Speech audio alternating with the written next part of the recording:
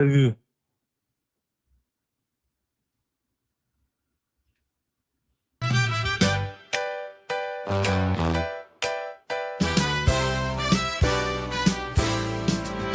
When the day's been long and the road feels rough and the world outside's had quite enough, there's a lantern glow at the end of the square, a friendly old place called the Crown and the Bear. Boots on the floor and laughter in the air, stories get bigger with every chair, from travelers passing to folks from the farm. Everybody's welcome by the fire so warm. Even the Asians. Come on down to the Crown and the Bear. Pull up a stool, we've got time to spare. Raise a glass with the friends you'll meet there at the old wooden bar of the Crown and the Bear. We accept Italians as well. The fiddles might play and the ale runs free. Old Tom's telling tales from '83. The barkeep smiles like you've always been there. That's life every night at the Crown and the Bear. Just don't make it gay, my friend. Come on down to the Crown and the Bear. Pull up a stool, we've got time to spare. Raise a glass with the friends you'll meet there at the old wooden bar of the Crown and the Bear, where $20 is $20. So if the rain falls down on your day and the miles feel heavy along the way, there's a light in the window and folks who care waiting for you at the Crown and the Bear. I guess I'll have a coat. Come on down to the Crown and the Bear, where the fire's warm and the hearts are fair. You might walk in alone, but you'll never stay that way at the Crown and the Bear. Yeah, the Crown and the Bear.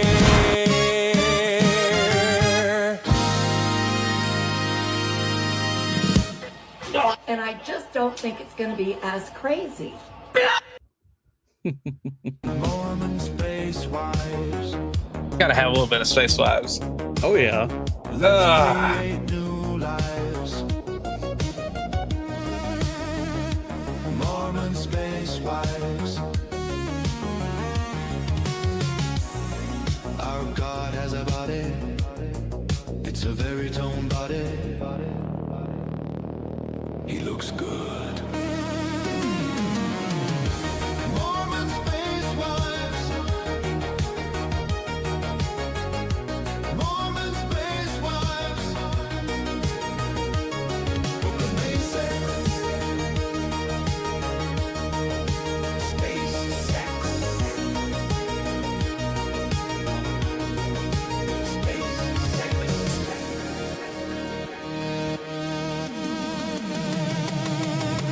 Magic underwear, fitting tight. Wow. Magic underwear, looking right. Please clap. Mormon space wives. Lords of color. Let me have intimacy with you on the planet of Naboo. Magic underwear fits so tight. Magic underwear feels so right.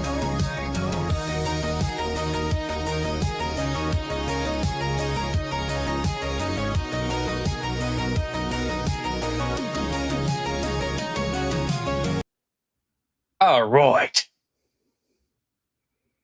So it doesn't have to go as hard as it does. And I yet- know, but it did, and it does, and it will forever. I Yeah. have that on my YouTube download. So somebody's at some point driving down 70 and hearing me blast that tune. Oh yeah. And I got the version with Jay singing along to it. Yo, Waylon, how you doing, sir? Good morning. I hope you're having What's up, a Waylon? great day. Mm-mm-mm.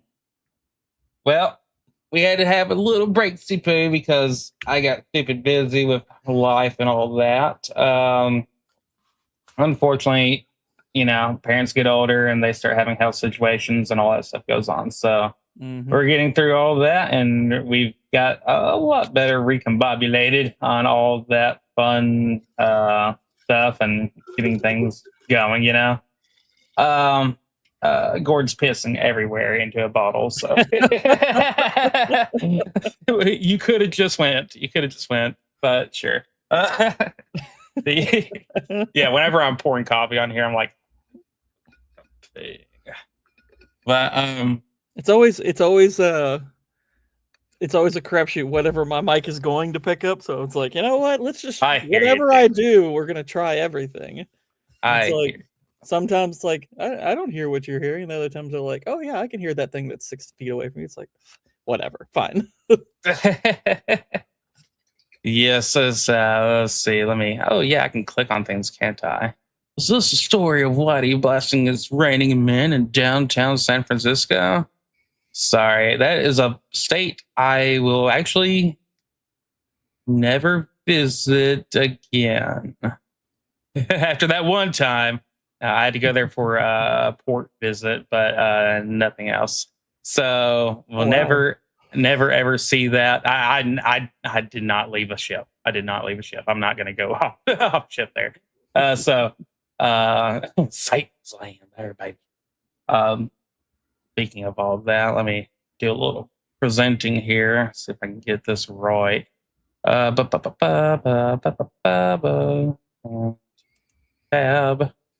All right, now let me present that at stage. All right, let's do a little zoomsy poo here. Does that look a little bit better? I think it does. Oh wow. Oh wow. All right. Here's a guy I haven't thought about in a long time. Yeah, so we're all the way back here in May since last time we've got to stream. So we're gonna catch up on some old news and some new news, okay? So let's see.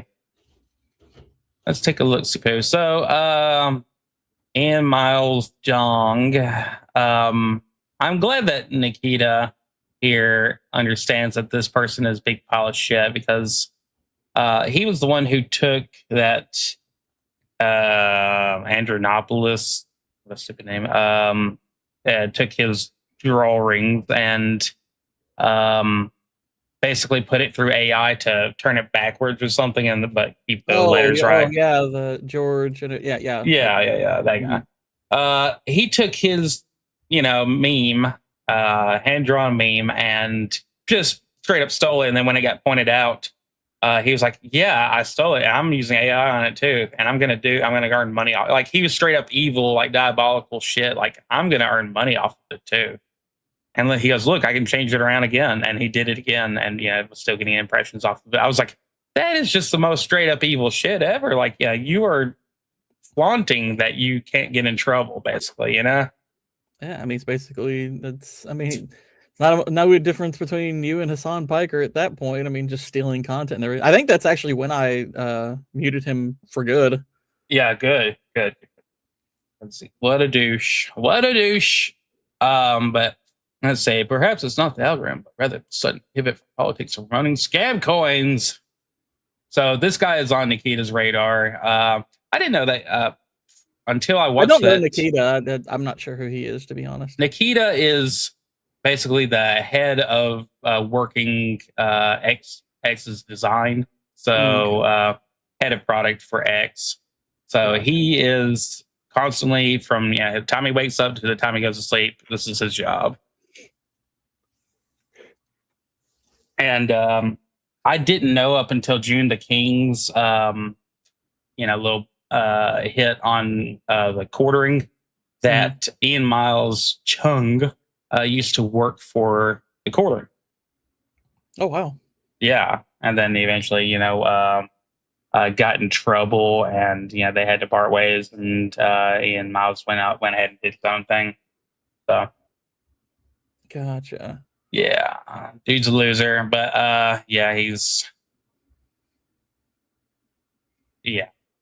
he's been he was at the time bitching about the algorithm and stuff like that.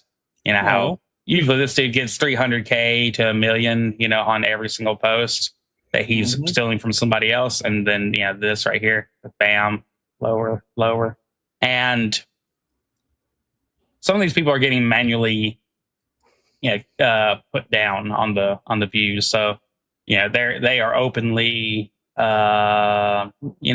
docking your account basically. So Mhm. get that out of here. Anyway, couldn't have deserved it anymore. Mhm. So I saw this and I saved it from a long time ago, from back on May 17th and all that. What we got here? What we got here, Gord? Oh, This a this good talk here? well, this clip is actually about this is him saying basically, that Jay Dyer has probably over the last decade brought more people in America to orthodoxy than basically anyone. Mm-hmm. So like, oh, okay, I was like, that's actually pretty cool because I know, like, I mean, obviously Jay, caught a lot of heat because debates are obviously very combative, and some people aren't particularly comfortable with them. And in the online sphere, debates are a very popular thing, and they're very Mm-hmm. much on display and everything. It's kind of its own little subculture, and Jay's been kind of one of the people at the forefront of it for a good decade now, and is retiring from it now.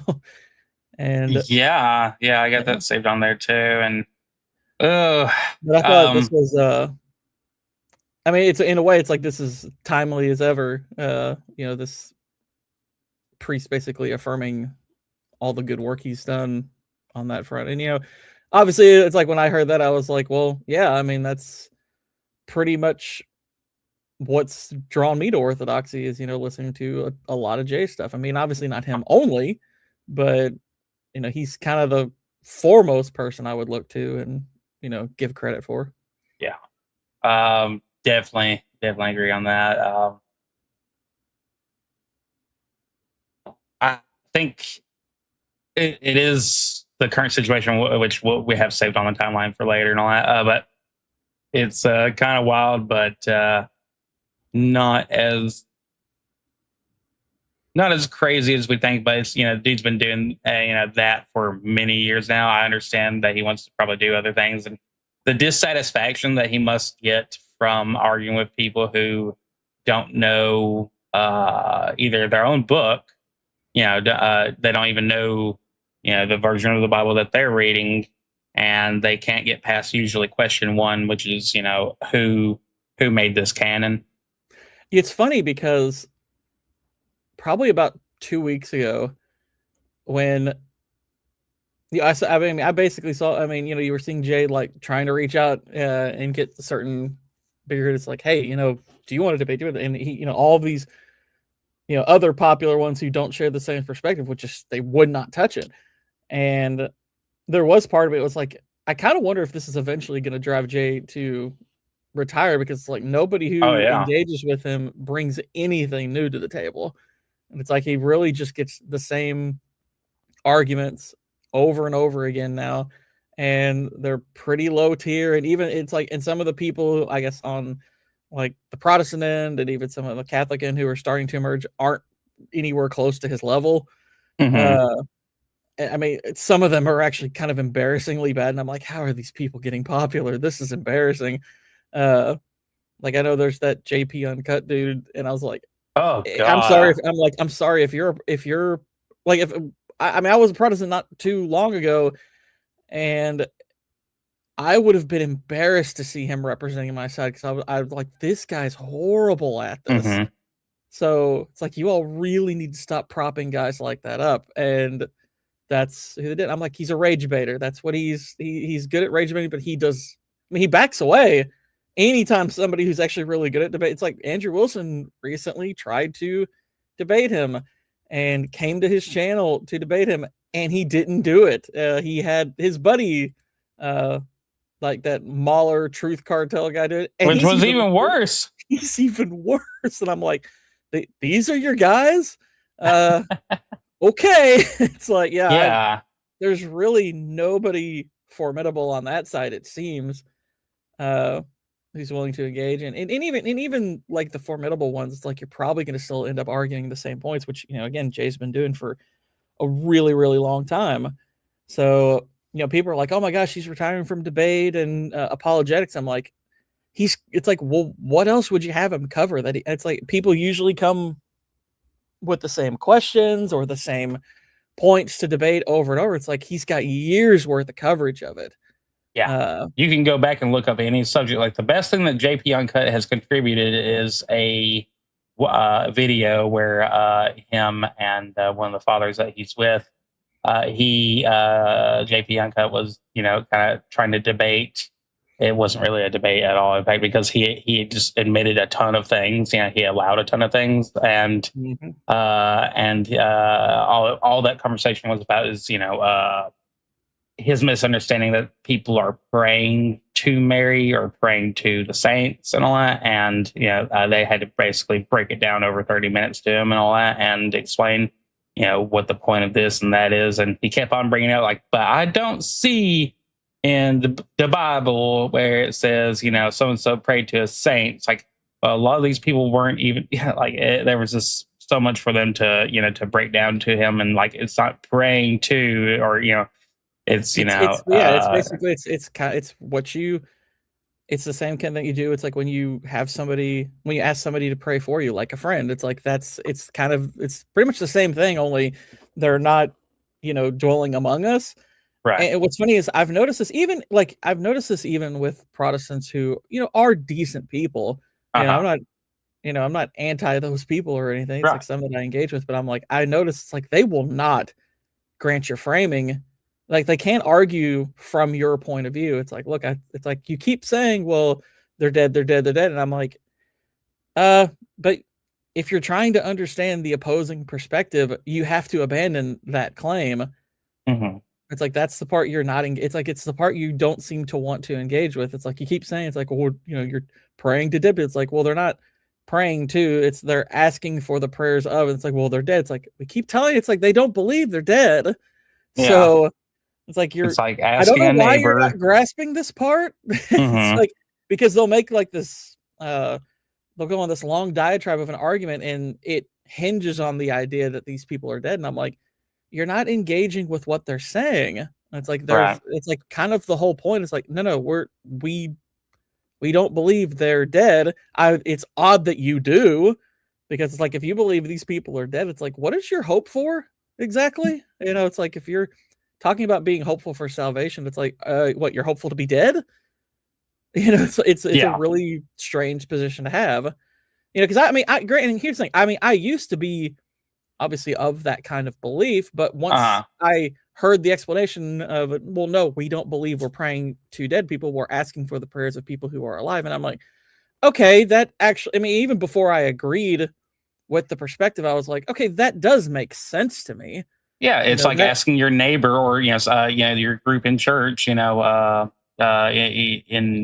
any other setting other than Orthodox, you're basically like saying, hey, y'all pray for me. We're going through we're going through some hard stuff right now. Going through some challenges, and some of those people in there are church elders, and some of those people are that they're that they've lived a good truth for a long time, and they are greater men and greater women, and you're asking for them to, hey, please pray for me, pray on my behalf, because things, that's how things change. That's so. Well, and we're told, Scripture does talk about how when two or more are gathered, the power of the prayer of a righteous person, and it's like, okay, did you just ignore that? Yeah, it's like it's at the very least, it's like, can you not at least understand that this fits that principle really, really well? But and that's kind of the thing that gets, it's like, even if you don't believe as they believe, it's like I find more and more, it's like these are actually pretty simple positions to grasp, and it seems to me a lot of Protestants they struggle with the basic grasping of a lot of these concepts. It's like it really shouldn't be difficult to understand what the idea of wanting to have the church as an authority, because it's like, yeah, it's like otherwise you're on your own. It's like I had a Baptist pastor who I don't know which church, but apparently is a pastor of a church in Kentucky, who was kind of going back and forth with me a little bit yesterday and the day before, and just saying, read it for yourself, read it for yourself. And I'm like, I have read it for myself, and I was like, but Did do you? you not? I was like, do you not see the danger of self-interpretation? I mean, again, because and I've said this before, it's like even when I did have more Calvinist leanings, the big kind of the first red flag was the idea of the Bible self-interpreting. I thought that was insane. Well, the first time I heard somebody say that as a Calvinist principle, I was like, wait, what? I was like, the Bible self-interprets. What do you mean? Like, that doesn't make any sense, because it's like I felt stupid trying, if I was trying to lean on my own personal understanding of something. I was like, well, no, I'm going to try to go to more learned people to try to give me an understanding of what this means and what that means. But the more I realized, no, the basic Protestant position is no, you are supposed to, it's self-interpreted. It's it's able to do that. And it's huh? It's like when you see all the various belief systems out there that stem from Protestantism, you're like, how do you I don't see know the how they insanity of that position?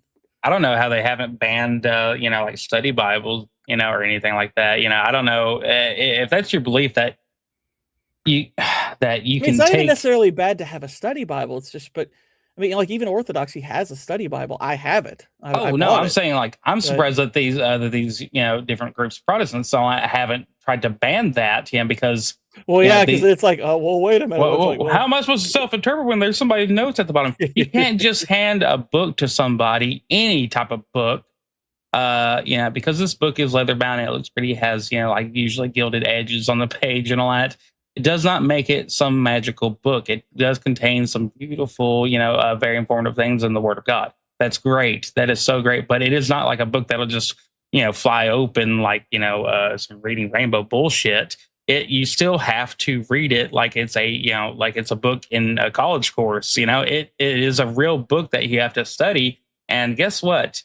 Hand somebody a book of Grey's Anatomy and then tell them to go operate on you. Oh, good fucking luck. So I'm just saying.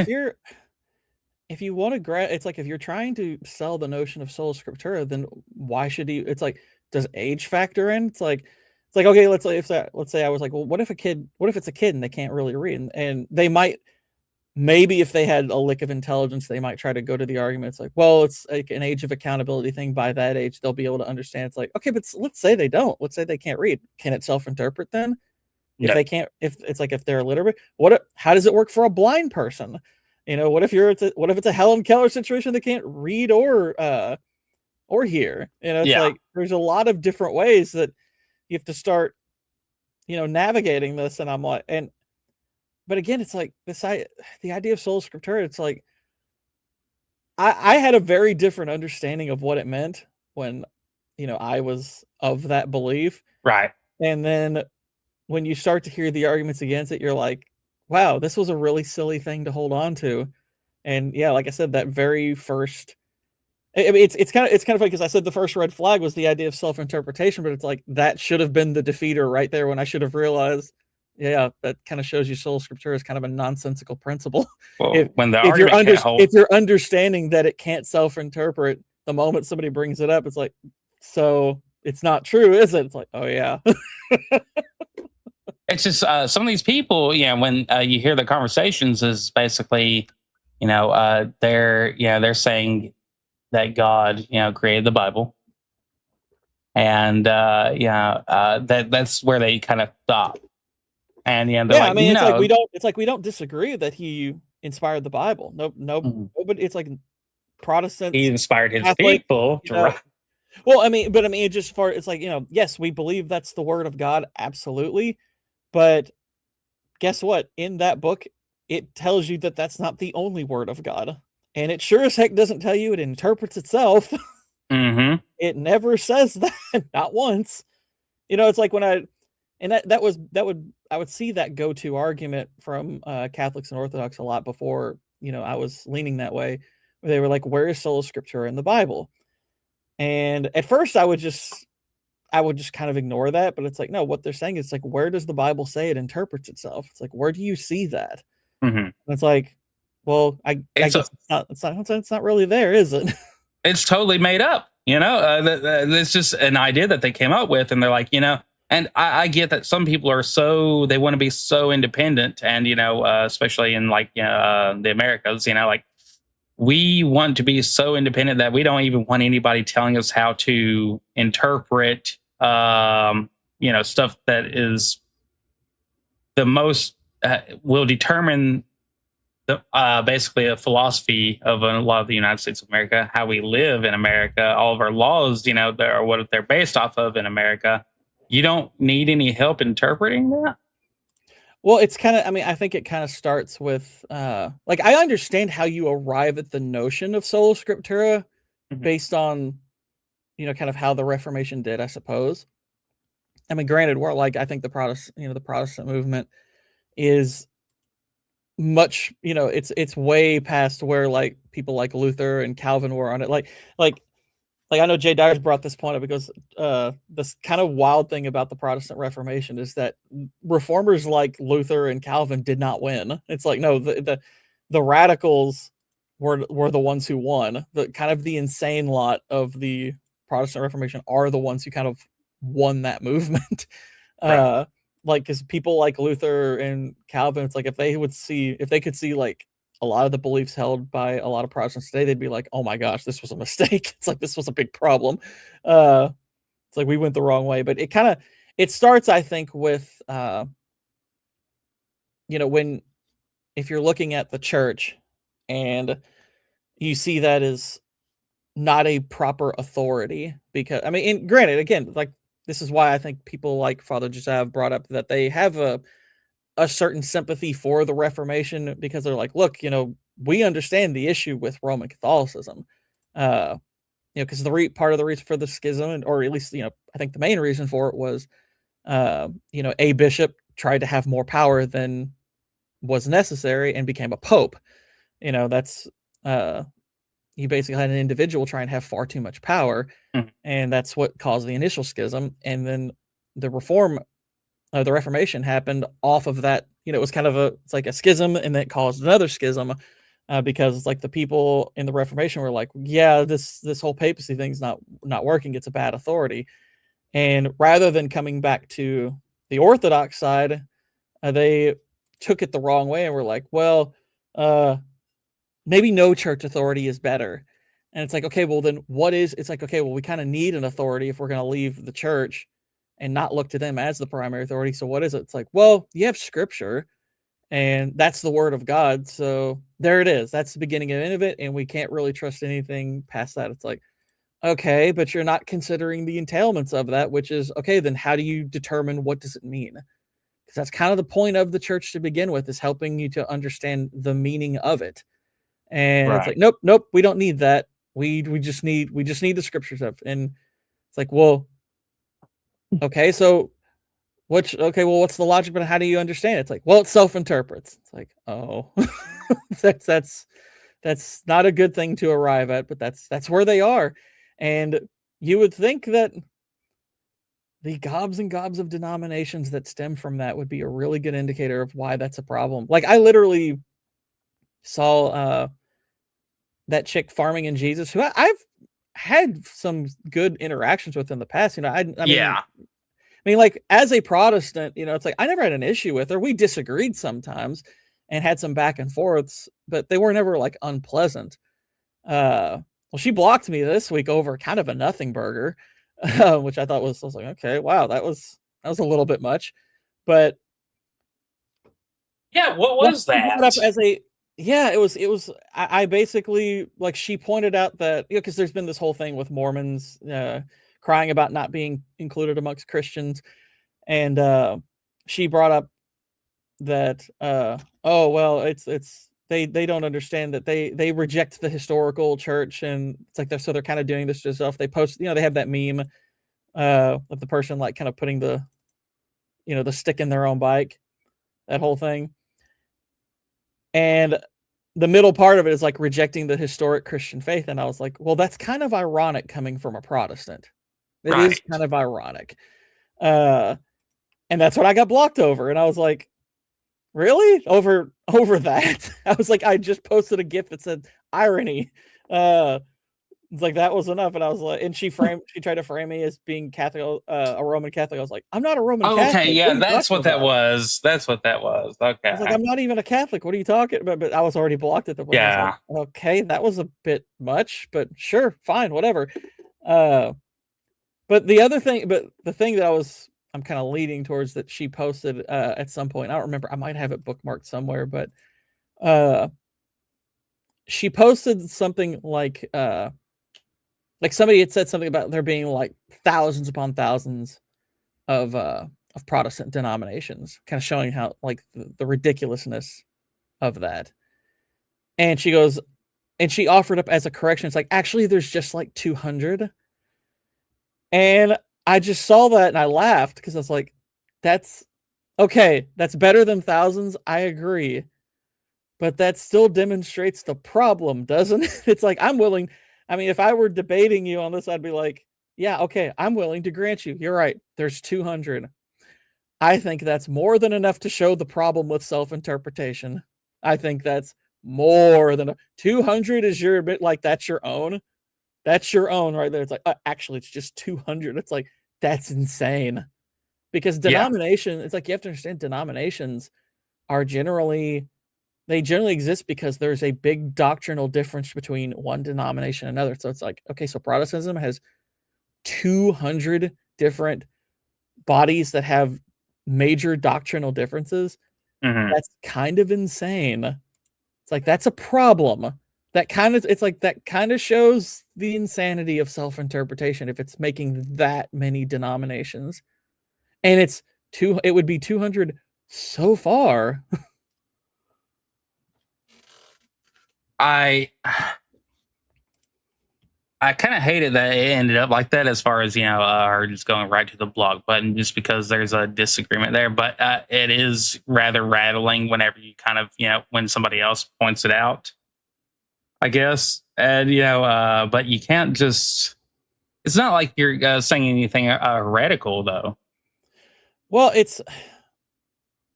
I think it's because I mean, and again, it's a theory. It's me theorizing on the matter a little bit, and might sound a little bit like I'm puffing myself up a bit, but it's like no, it's really just it's just the reality of it. So she and I have had we not too long ago had a disagreement on a matter, and went back and forth for a little while on it.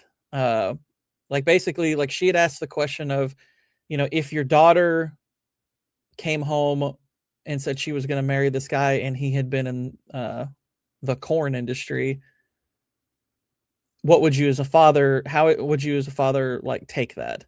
Hmm. And I thought about it and I was like, well, I'm not saying I wouldn't. I mean, well, I think the framing, the question itself was they're asking for your approval, your blessing. And I was like, well, okay, it's like I'm not saying if such a guy can't repent. Obviously, I think he can. Hmm. Uh, but I'm gonna have some conditions on there, and one of them was I was like, he needs to take a test. It's like he needs to take tests to see if he has STDs, and she found that really bizarre. She literally was like, Why? that's just weird, and I was like, what do you mean it's weird? It's like a Why? guy. I was like, you think it's weird that I as a father would want to protect my daughter from STDs? What I mean, and we went back and forth for kind of a while, and I think maybe it was one of those situations where she realized I was making her look really, really stupid because Yeah. it's like I kept cornering her on various things. She'd have to pivot, and I corner her on that thing, and then she'd have to pivot. And I'm like, I was really baffled that she could not understand this position. I was like, While she was defending that, and she was like, well, I would trust my daughter's judgment, and I'm like, that's it's stupid. I was like, your daughter, you're like the suggestion was the daughter was young, and I like in her early 20s, and I was like, okay, but that's why you as a woman are not in charge of the household. The father is, because the father understands like this is because she was like, oh, it's like an invasion of privacy. And I'm like, well, it's my daughter and it is my business. Because she was yeah, trying to like, it's not really business. I'm like, yes, it is. It's like they're wanting my blessing. It's like yeah, I was like, you're right. Like they could turn around and say no and not, but I was like, you asked the question for my blessing. It's like, okay, well then I'm gonna have conditions, and that's gonna be one of them. A guy in that industry, me wanting him to make sure he doesn't carry any diseases like that. yeah. That's I was like, that should be a layup. That's an easy one. Well, I it's was like, also I'm kind it of would baffled be that you even have a problem with this. That's really strange. it would be on the father too for not doing that, for not, being a father. That would be your fault if the grandbaby gets born and the baby is born with, something for the rest of its life because, or its short life because, they had that I they mean, had there are that kind states of. that do this. I mean, that's funny. It's like, I'm like, this isn't that, it's not only not that weird. There are It's so states that common do that this for like, in order to get a marriage license, you have to be tested. right. It's like, that's literally something that states make you do. I'm pretty sure my state does, or at least did. It's like, yeah, you absolutely have to get. It's okay, Gordon. We can just eat the pages of our gay powers. Exactly. But I was really baffled that this position was stranger. And I was like, you don't understand why I would want my daughter's potential husband, who's been sleeping with probably hundreds, at minimum dozens of women, to get an. I was like, guess what? He doesn't even have to be in the industry. If he's made clear that his body count is in the dozens, I'm gonna ask for the same thing. It's like I would ask for the exact same thing then, because that's a real danger, sweetheart. But like I said, that was kind of our last like lengthy exchange. Uh-huh. And I wonder if she blocked me because she realized if I get in the weeds with this guy, I'm just going to look dumb. And the funny thing is, like, I probably wouldn't have gotten into the weeds over that particular subject. Again, I'm trying to avoid too much talk on like kind of apologetic subjects unless I'm at least well versed from the Protestant side. Right. And on that front, I would just be pointing out what's ridiculous about it, not the alternative position. Once we get to, like, I'm willing to engage up to a point, but once they get into it's like, okay, well, what's your position? I'm like, well, I would point you to someone else then, because I'm not going to do the best job on that. Right. Because I'm still very much new to this and still And learning about it's very fine to actually refer to somebody. A lot of times we don't like to, because it's the internet, and it's just, or even in real life conversations, it's still like, well, I shouldn't be correcting somebody if I can't totally completely explain the situation either. No, that's not true. We all the time in real life refer to, like, I don't know, what the average heartbeat is supposed to be for for an adult in their 70s and all that. So we refer to something, and we defer to it. So there's a reason why it's just fine to know what you know, and what you don't know, refer to somebody else. But I think a lot of us have a hard time doing that, because it's like we're supposed to be the jack of all trades about everything, and we can't be. We really can't. Yeah, be. there's definitely, especially if you're a guy, it's like there is a pride element to it. But yeah, you have to. I do think it's like you need to have a willingness to understand. It's like, okay, this is, to me, it's propriety, and it's no, it's, in this instance, like, I have to know my place. Because again, it's like I mean, I still will not put Orthodox Christian in my bio, because I'm like, look, I'm not even a catechumen at this point. I'm still getting my stuff organized to where I can actually even start going to liturgy. So it's like I'm who the heck am I to go even beyond a certain point?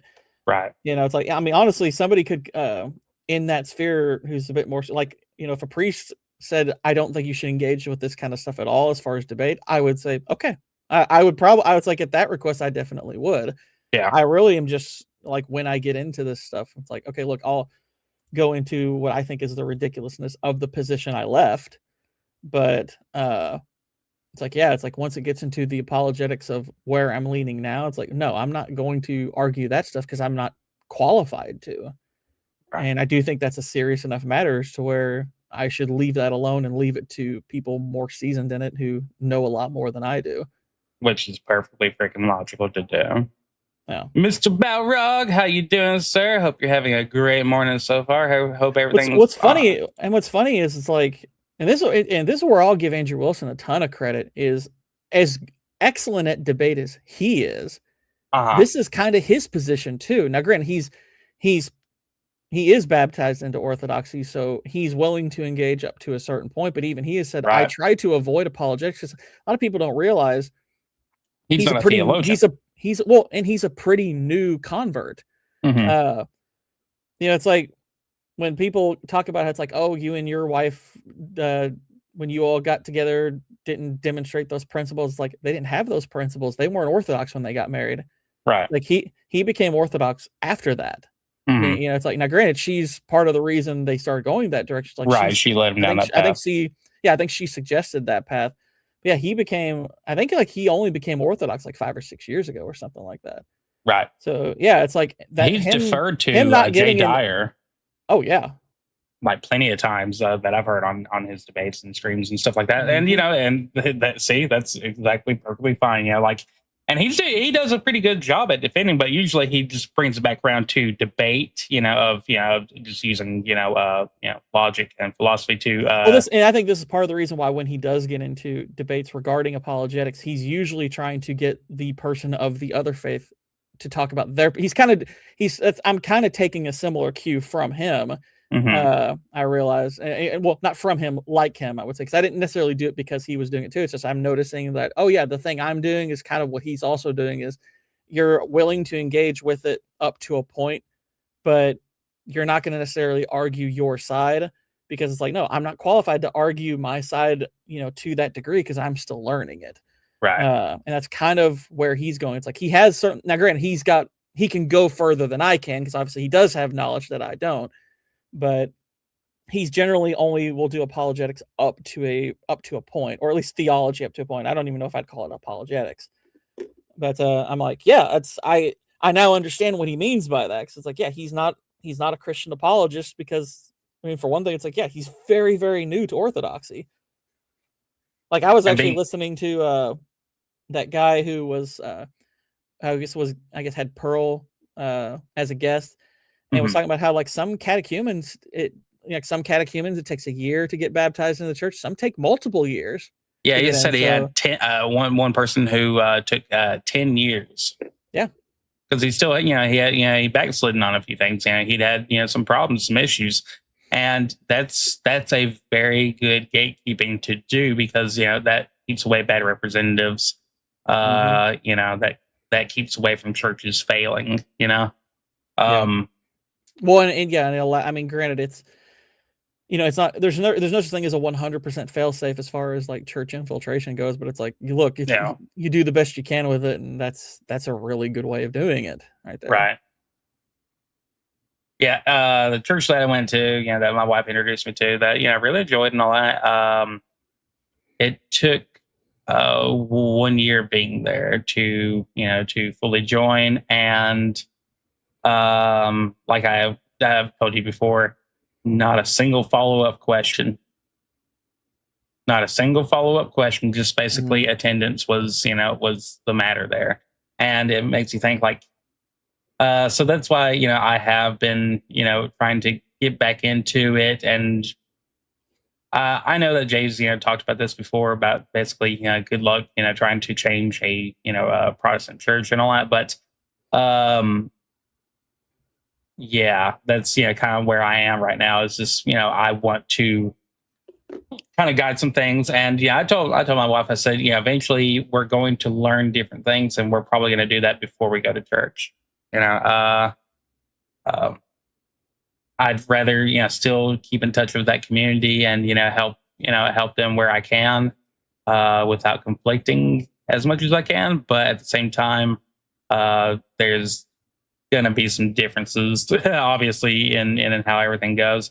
Fortunately, I guess more personal matter and all that. Since I've been back there, because I had to take a long break due to work and that schedule really screwing up my ability to even be there.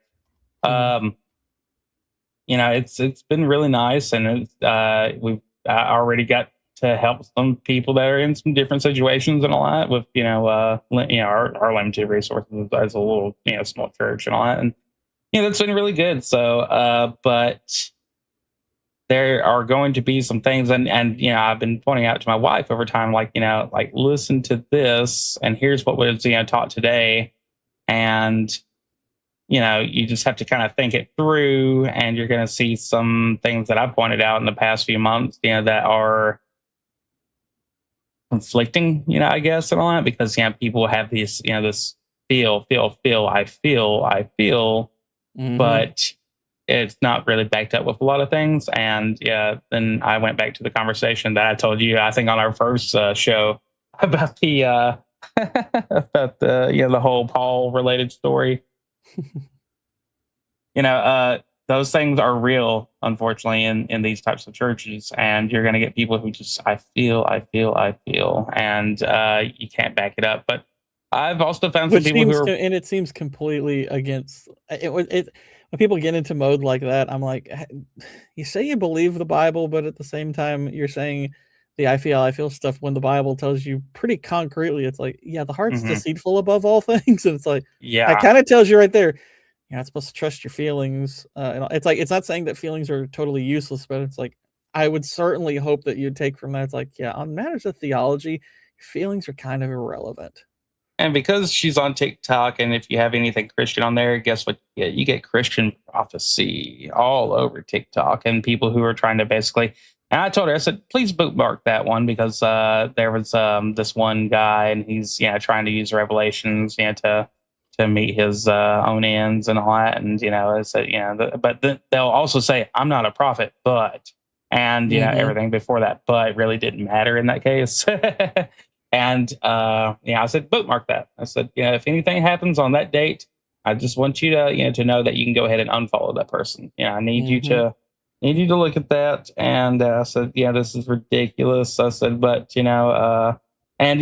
women are very caring. They try to give everybody that second, third, and fourth chance and all that.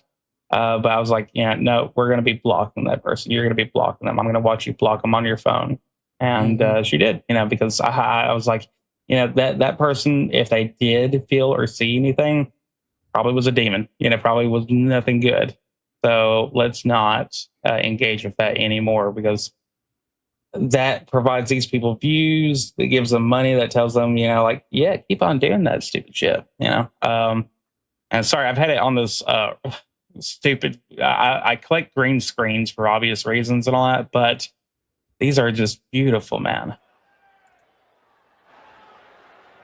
It's me, Austin! Oh, son of a bitch! What? It's me, Austin! Sorry, I can't. I was like, wow, we pivoted quick, but I actually bookmark a lot of these sometimes too. Because actually, I bookmarked one like right before the stream of cartoon Magneto yelling, "Shut up!" I bookmarked a ton of these. All right. Let's see. We'll start going through here and knocking these out. I don't know. I've actually listened to this like 3 times, but it is kind of funny. So anyway, check out that guy. We can't play that. We can't play this because. Wait, what was the one above it? Let's see. Yeah, you can just use ortho. Oh, because was it music or something or? Yeah. This one from, let's see, Buzz. Anyway, this is Pumped Up Kicks.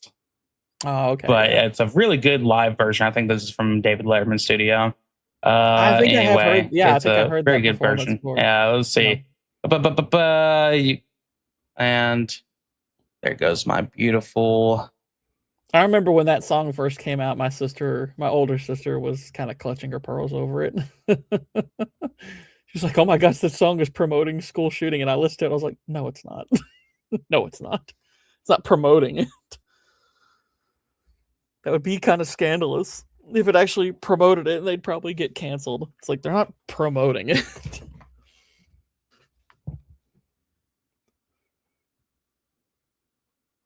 Whitey's quiet. Where'd he go? Uh-oh. I didn't know what happened.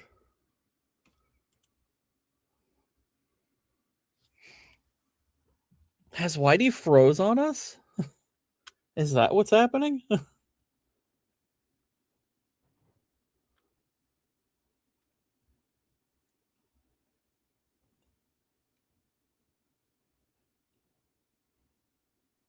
like, yeah, not getting nothing on Whitey's end. Where'd he go? Did he disconnect? I know we've got storms rolling through.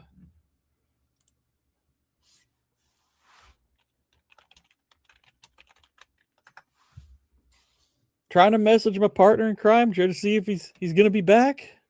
Are we gonna be able to do this?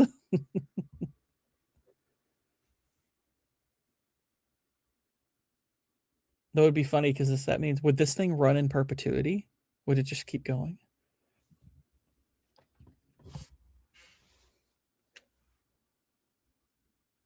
I feel like Garth in Wayne's World, where he gets left out to dry by Wayne, and he's just staring at the camera, and he's like, eh.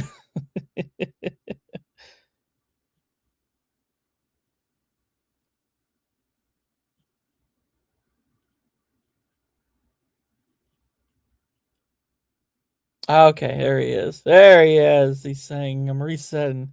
I'm resetting.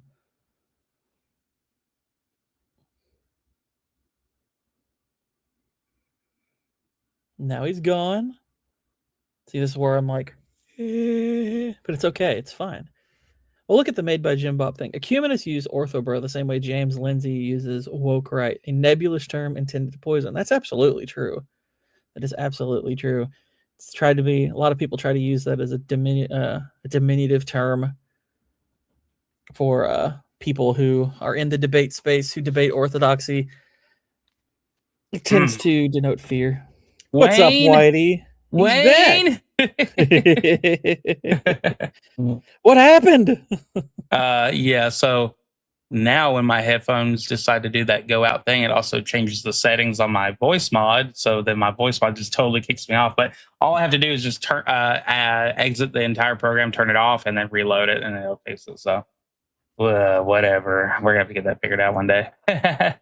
So let's see. Yeah, we got that. Good old Jim Bob. I like Jim Bob. It's funny.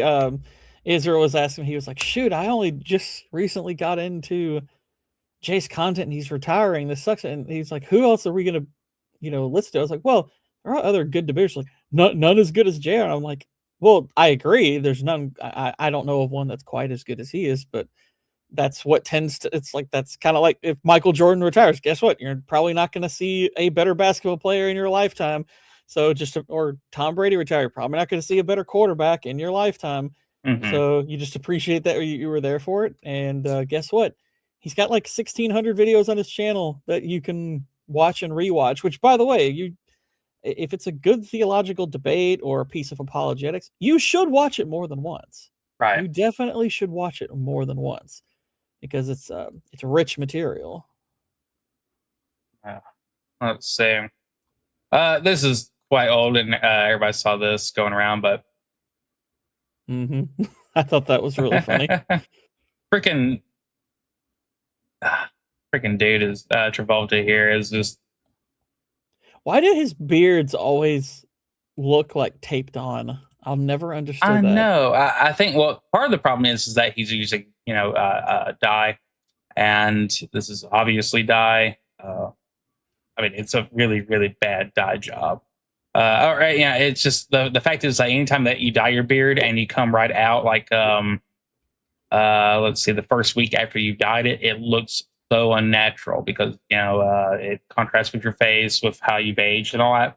And the dye is always too strong. He should be having salt and pepper here, but as somebody who's got to be around a hairdresser and salon person all their life, you know exactly what the fuck this is. So he looks like a Despicable Me villain. I know, right? And this is not a like. Why are you trying to do French hat? Why has it got the little? No, you don't got to do all that. It's all kinds of wrong looking. What's funny is I remember when he was first in Pulp Fiction, and I was like, that is the coolest look John Travolta has ever adopted, going to have. Yeah, and then it's like, then when he walked away from it, you're like, oh yeah, that guy played that guy. And it doesn't look as cool. You can see him in Michael, and it's like, peak men having, a longer hair, mullet kind of style, I guess, and all that, or, just longer hair. Death metal people could like it and everything like that too. And then you get that. Almost season 4. All right. Capture a weasel riding on the back of a green woodpecker. I did see a corgi riding on the back of a donkey. the other Wow. day, and apparently the donkey just, it was, well, it actually might have been just a little tiny, like a teacup horse and all that, but it was really, this lady, and it wasn't AI at all, because she said, I keep on seeing, the neighbors, animal out there at nighttime, but it looks weird. And she went up at it with a, little nightlight and stuff like that. And she goes, "Oh my God." Yeah, like, what the heck is this? And all that. And yeah, and you turn around and the donkey's like, "Rrr," and then he turns around and starts riding away, and she starts just cackling, but I think I say that somewhere. Anyway, this is why also I'm not a big fan of park rides and all that, like roller coasters. Hmm. But this is, a lot of people's fears right here when, something goes wrong, or this is, the power out. Power just went out while they were there, so now they're having to go and travel down the entire thing, which they're traveling kind of slow here, but I just don't trust my life in the hands of, it isn't exactly, there's engineers who make all these, they don't exactly put them together, and even then, if you know, like, the difference between engineers creating something and versus the people who actually have to put it together, there's always big conflict because engineers come Hmm. up with something that doesn't actually work sometimes. And I know that they tested this, and I know that this is the situation, but there should be a protocol for exactly this. But anyway, Well, I just don't. that and the people who are supposed to be like your safety checkers getting onto the ride, they do not care. Uh, Mhm. like that. They're there That to to me earn is money. that's to me like my brother one time was on a roller coaster and the person did not properly check the thing that goes over your shoulders, Oh and wow. his was loose, literally Oh as the roller wow. coaster started to go up its hill before it was about to hit its first big descent. Like, literally, he had to slam that thing, uh, Up in against into him. well, he had to slam it to get it to lock because it was like the guy did not properly check it. My brother was like, "Hey, hey, it's not locked. It's not locked," and the guy just did nothing. He ignored it, and I'm like, I mean, why you would have like teenagers like their minimum wage stuff as like the Mm. people in charge of the safety aspect of starting a ride? It's like, look, I know it's a simple job to start the ride. I understand that. But it's the safety part that's actually kind of makes that job important. I know it's an easy job, I agree, but you probably should have someone there who's motivated and who understands the importance of the safety aspect. That should not be left in the hands of a retarded teenager. I'm just No, saying. no, they really could care less. I mean, and I look, I mean, I had there was a time, when I was younger, I actually really enjoyed amusement parks. Lived not too far from one, and enjoyed all the rides and did all that stuff. It was great. It was a lot of fun. And then I just kind of was like, all right, I've done that part and I don't really care about it that much anymore. I'm not saying I would never do one of these again, a ride like this, but it's just I don't really have much of an urge to anymore. It's like, yeah, I did it. I already did all that. It's fine. I don't really have the adrenaline junkie thing in me. Which I guess is that's kind of what like this sort of stems from. And granted, it's like the mildest form or one of the mildest forms. And I'm like, yeah, it's fun. It's fun to do stuff like that. But yeah, eventually I was just like, okay, I I've had my fun with it. There are other things I would rather do. Yeah. At one time, kind of barely liked it and all that, but then I was like, this whole, like, swinging back and forth in motion and all that, like the giant rocket ship just on, a line that, pushes you back and forth higher and all that. I'm like, why am I doing this? Like, this isn't really all that fun. Your body starts to feel weird, and the whole point of it is, I don't know. This just isn't that great, and I'm not even getting really that good of a view, and I feel motion sick, half the time and all that, and I'm getting a bunch of adrenaline. I don't really enjoy this, so I just stopped doing them. And giant water slides and all that that just sling you around here and there, and then Mhm. half the time you see, like, they'll have an opening at, like, a water park. They'll have, like, an opening that comes up, and you can see other people sliding through there, and you see that they almost come up right to the edge because they're, like, 50 pounds overweight, from what they should be, and they almost fly out the edge, but then they go back down. Like, no, no, I don't trust those dynamics there. Yeah. I just, it's not going to benefit me in any way being here doing this. I'm a lazy river bitch, so count me out on that. Also, somebody had posted here. My grandfather had a saying about folk like this: the only time you turn to God is when there's no one else to turn to. What happened to Razor? Well, this douchebag, of course, does not realize that he has been a Christian, before he became a streamer, before he started putting out videos on Screw Attack and all that. Go Way back up to the. I want to read what the guy said. Here, Yes, sir. There's no one else. I mean, that's just stupid on its face because I'm like, what do you mean no one else to turn to? What are you even talking about? I mean, look, theologically, I don't agree with Razor Fist. Obviously he's Lutheran, so it's like, okay, I don't agree with him, theologically, Mhm. but I still like him. His content's doing fine. So Yeah. it's like, what do you mean? There's no one else to turn to. It's like, what are you talking about? What are you even talking about? I don't even get the logic of the post to begin with. It's like, Well, the logic is basically he's saying like, Razor Fist has done all these videos where he's, talking really aggressively and cursing and this and that at which he still times and blah blah does. blah. Which he still Uh-huh. does. And but in a somebody who shouldn't be commenting on its mind, suddenly he's coming out with Jesus material. So he's thinking like, guy must be running into some problems in life and all that. And there's you have people who claim that he was seeking relationships with younger people and stuff like that when I think that was a thing. So anyways, this person's just posting in that format, basically saying, my grandpappy said, there you'll see some people and all they got left is Jesus to turn to. It's like, well, A, is that a bad thing? And B, he's not. He's, been a Christian of a different denomination, all that, but he's still been that, and been part of plenty of outreach programs his entire life, since he was a This little isn't like, boy. So this isn't even the first piece of Christian content that he's put out. It's like he's put out quite a bit of it, yeah, especially on X. Like he's put out various things on X regarding this stuff. So it's like, you haven't been keeping up, dude. right. It's like you haven't been keeping up with him on this front. So, Yeah. maybe So do it some got research replied to first. plenty and quoted plenty because, dude, obviously, the exact thing that you said, do your research. Like, been posting about this for years. So, doodly do out. Let's see. He could only have gotten that idea from Benjamin Netanyahu. I do have that clip. You do. I don't have the green screen. I have just the clip where I was like, I saw that and I was like, yeah, I'll probably use that. Yeah. It's a good This little guy, account for it. Kiriakou, actually, I've his interviews with Guy have Very, been very really freaking interesting. great. And see, Yeah, I think that that's 3-hour podcast they did on Jay's channel. It's like, gosh, that was a great interview. That was so interesting.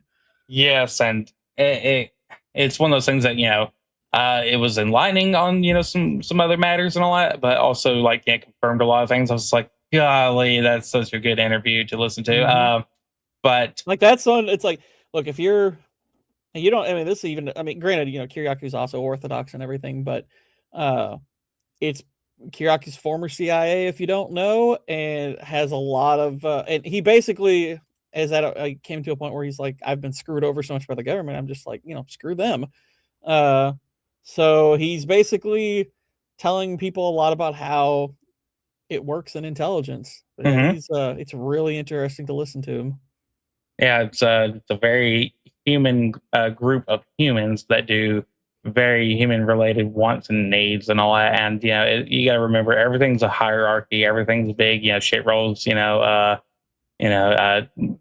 towards other people and all that. And it just goes to show if you don't follow the exact plan, and even when you do, sometimes, but don't totally endorse everything. If you're not a team player, you can get effed over really hardcore. And John is a very good example of that. And a real person who had to try to keep a marriage together while he was during his service. Fortunately, had a wife that unfortunately, she became an ex-wife, and then but still was supportive of him even afterwards. A lot of they just had went through too much. Their marriage did not last through that storm, but is a he's just a very tremendously cool seeming guy and has a lot of information. So please check him out. Oh, definitely. Definitely worth your time and all that. But yeah, him and Jay. At the and very I least, can- listen to the interview between that Jay Yes. does, like, because there actually is. There's one now where John has Jay on his channel, which I've Yeah. listened to a good bit of that, and that one's good. But the one where Jay's interviewing him, that one's even better. Oh man, yeah, that was great to listen to while I was doing all my yard work. I had plenty of time to do. And I was like, oh, this is great. So I downloaded I was like, it. I mean, I was serious. I was like, this is one of the most fascinating interviews I have ever listened to. It is really, really interesting stuff. And I've seen John on a few other people's channels and some people that were trying to discredit him in some way and all that. And people who were just absolutely, all about America, no matter what. America's right. No, like everything has to justify the means, and everything is justified no matter what. We got to just go along with it. Like, and at one point he's like, "No, fuck the American government." And I was like, and I was like, "There you go." That was one of the funny. That was one of the funner parts last night's movie pod when we were talking about The Rock. I think Jay brought up. He goes, "I really miss movies where the U.S. government was the bad guy," and I was like, "Amen." Yep. That was a good time. It's like, Uh-huh. we used to kind of recognize, the government, no matter what side you vote on, government kind of sucks. Yeah, it does government things, and it always goes too far. There's always a person behind it. If you find local things going wrong, guess what? It happens higher up too. It should be your natural logic to always be questioning. Because these people are in the situation where some of them can get away with doing whatever they want to you, court wise and beyond.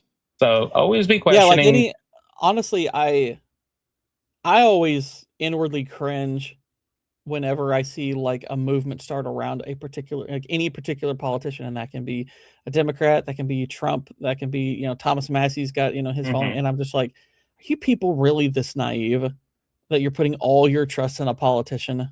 I'm sorry, I think you're kind of stupid. It's like, it's fine to like, it's fine to appreciate what they're doing, but they're still politicians. And like, even if they weren't career politicians, like, look, the moment you start to be a politician, it's like compromise is part of that that lifestyle. So, even if they mean well, chances are they're going to fail you, and they're going to fail you big time at some point. So anybody putting their hopes and dreams in the hands of a politician, I'm like, you're being retarded. It's yeah, like, and these people will stop. compromise has to happen, for things to get done. And when people will say, well, X and Z, they never compromise, they never vote for anything the president does and all that. It's like, yeah, but they do for other people's bills, just to put it to whoever's the president at the time. Trust me, they compromise plenty. It's just not for the things that are the big bills that you like, or that you dislike. So, the following between, Ron Paul, Rand Paul, and Massey, people like, get these big boners for and all that, and then have hate boners for, other people and all that. Like, we've got friends that, just have, like they're the first to point out, well, Trump's doing a show. It's like, yeah, he's definitely not perfect, and guess what? We have not had, we're not going to have a perfect candidate ever. We're never going to have a perfect candidate. Good luck, good luck with that. But if they get done a lot of things that you need to get done, that's the best you can hope for. That is the best outcome that you can hope for, because it's not going to happen. You're never going to get what everybody please, and you're never going to get somebody who's, the perfect candidate. Like, they might be great on the economy, but shit on world, economics, on just the world platform, well, plus geopolitical we're in a system that's just garbage. I mean, that's kind of the other big problem, is like, even if you get somebody who's well intended, they're still having to work within a system that really, really sucks. I mean, Yeah. I more like anytime I see people complain, it's like, oh, they're trying to destroy democracy, and then like people who are supposed to be conservative say, that's just ridiculous, and I'm like, no, that's not the right response. The right response is, gosh, I hope so. Yeah. I really, it's like, Yeah. I really hope, it's like, yeah, I really hope they're actually, they want to destroy democracy because democracy sucks. It's awful. And it's also a big misunderstanding of what democracy is and what a republic is. But It's that's common. self-defeating. It's a self-defeating progressive system. I hate to break it to some people who love themselves some democracy, but democracy is progressive by nature. It is a terrible system, and it is, again, self-defeating. Back with old porting shit, but funny. Let's see, and this is Ricky from, The Boys. The Boys. You know, and he's basically like, ha ha ha, I'm making them talk about me. Ah. And congrats. That I mean, that was going to happen regardless. I mean, it was a relatively popular show that ended. That people are definitely going to be. Yeah, it's like, oh my gosh, they're talking about me. It's like, okay, yeah, and your show still sucks, and people will stop talking about it at some point. Yeah. Congrats, I guess. Congrats on being an idiot. So, I just didn't really have that much for The Boys and all that. It wasn't really my thing because it just seemed like, oh, okay, I know season 1 is basically showing, if there were superheroes, they'd be doing bad shit. I think all that was handled by another series and another movie, and Watchmen book, and the Watchmen were that's. They Watchmen actually took the notion seriously because The Boys has just devolved into, oh, we're gonna do a lot of butt jokes. It's like, okay, goody for you. Like everything plus Freud. All right, so I mean, like, I'll be honest, I kind of felt like I saw through what that show was gonna be in season 1, and I mean, I didn't watch a ton of it. I would just see clips, and I was like, I hate to break it to people, this show's going to go downhill quick. I mean, I'm willing to grant at least the possibility that season 1 is solid, but I was like, this show is going to devolve into a mess. And from what I've heard, the comics aren't much better. I've heard the comics kind of suck too. Well, yeah, when I saw them, they're at a protest, and for some reason, there's like a kid getting hit with like a bottle or something by somebody, and it's supposed to represent like a right-leaning fan and all that, and they don't like a weird kid or something, and they get hit in the head because they're, I guess, disabled or so. I don't know what it was, and then they're wearing a red hat and they get lasered in the face and all that, and everybody starts cheering. I was like, they have beyond went off the deep end, and I have nothing else for the show. I don't care. I get it that some of the parts earlier were cool and all that, but I don't care. Like, you're misrepresenting everything, and you everybody knew what you were doing. Everybody should know what they were doing. Anyway, so back in May, Tulsi Gabbard had to step down, unfortunately, because of her husband was diagnosed with cancer, and she wanted to support him during this time, and so that happened, and so prayers for them and their family and all that stuff that they're going through. But it was these are one of the people that Trump reached across the aisle to have on his team to do things. So I hope that shockingly did a pretty good job.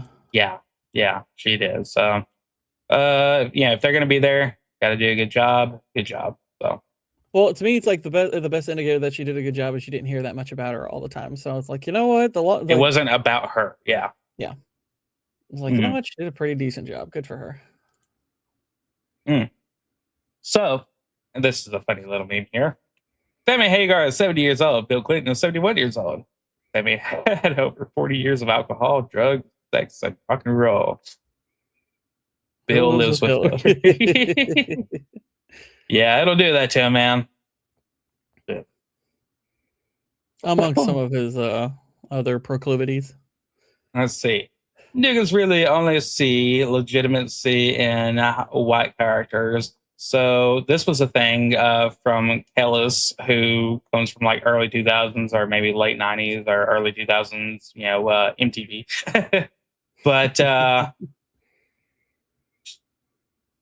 wearing a very flattering outfit right here. Really well made. Yeah. He's fragile because it's like an art piece. You want to sit this on like a mantle or bookshelf or something. And of course, you guys know who's coming next. To infinity and beyond! Go to Make It Room, get your plushies, get your collectibles. I don't know how nobody's getting sued over that. He probably just want to avoid like claims it's racist. The funniest comment I saw about the Woody thing is, you know, there's the line in the movie where like you pull the string, it says somebody's poisoned the water hole. Like as somebody posted, somebody's poisoned the watermelon. Somebody's poisoned the watermelon. I'm like, that's pretty funny. But yeah, this it's shit I'm right like here. it's like it's like this wouldn't bother me if like it was fine both ways, because it's like this kind of thing is not new. You know, this idea of like taking characters that look one way and then we used to joke about this. Well, I mean, not even that. It's like even when you were like kids, like there was such a thing as like, you know, seeing like, you know, black Cabbage Patch dolls or something like that, or seeing like like action figures or toys that had like a black alternative or something like that. It's like that's not new. Yeah, that's been around. It's just it didn't bother. It's like nobody cared one way or the other. Nobody cared if you had like a character that's maybe black in a story that you cast a white person instead because they were just the best person for the role and their ethnicity wasn't particularly that important. Just it really didn't matter that much. But now that people acting like it does, and I'm like, okay, well, if it's gonna matter, it needs to matter both ways. Yeah. So.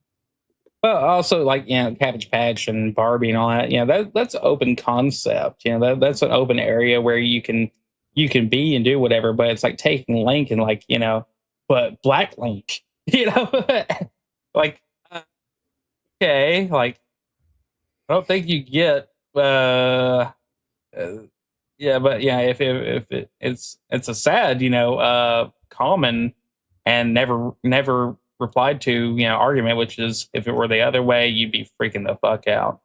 So this is stupid, and I hope that somebody gets sued over this. This is stupid, absolutely. And they used Tim Allen's voice back there. Come on, use Tim Meadows. Exactly. All right. This was funny. This was pretty funny. And she took it well. What is that? What is that? She took it so well. What is that? That was a situation that came up. Yet another attempt and all that, you know, I guess nobody cares about because another psychotic shooter. Yeah, but I mean, granted, it's like thankfully it's like look, they took the person down. Mm-hmm. So it's kind of stupid that like nobody cares just because now they think everything is, you know, fake and gay. And it's like, no, there are people who are just fine with doing that. And they are really doing that. So you can't dismiss everything, but sure. But I did have to meme off of it. What is that?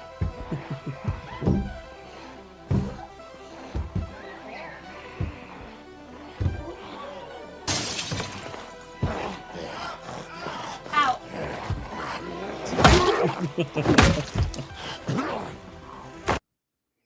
Had to. Good stuff. Had to do it. Good stuff. All right. So you'll be in our hearts forever, and her reaction, which I saved earlier and all that. Oh gosh, what the heck? This, unfortunately, the low quality video of the repost of the repost of the repost of this basically makes it to where her face is like nothing, but the people trying to read.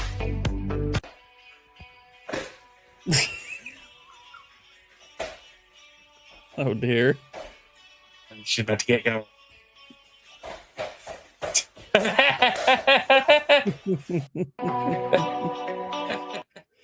Never practice in front of somebody with a phone. I was like, that's just good life advice. It's like if you're practicing something, don't do it near somebody who has a phone because they're going to make sure you look like a complete retard. We got a sumo. They say that he destroyed him. I don't think they really destroyed him. Like, if he destroyed him, I think he should be down on the ground dying. Yeah, out.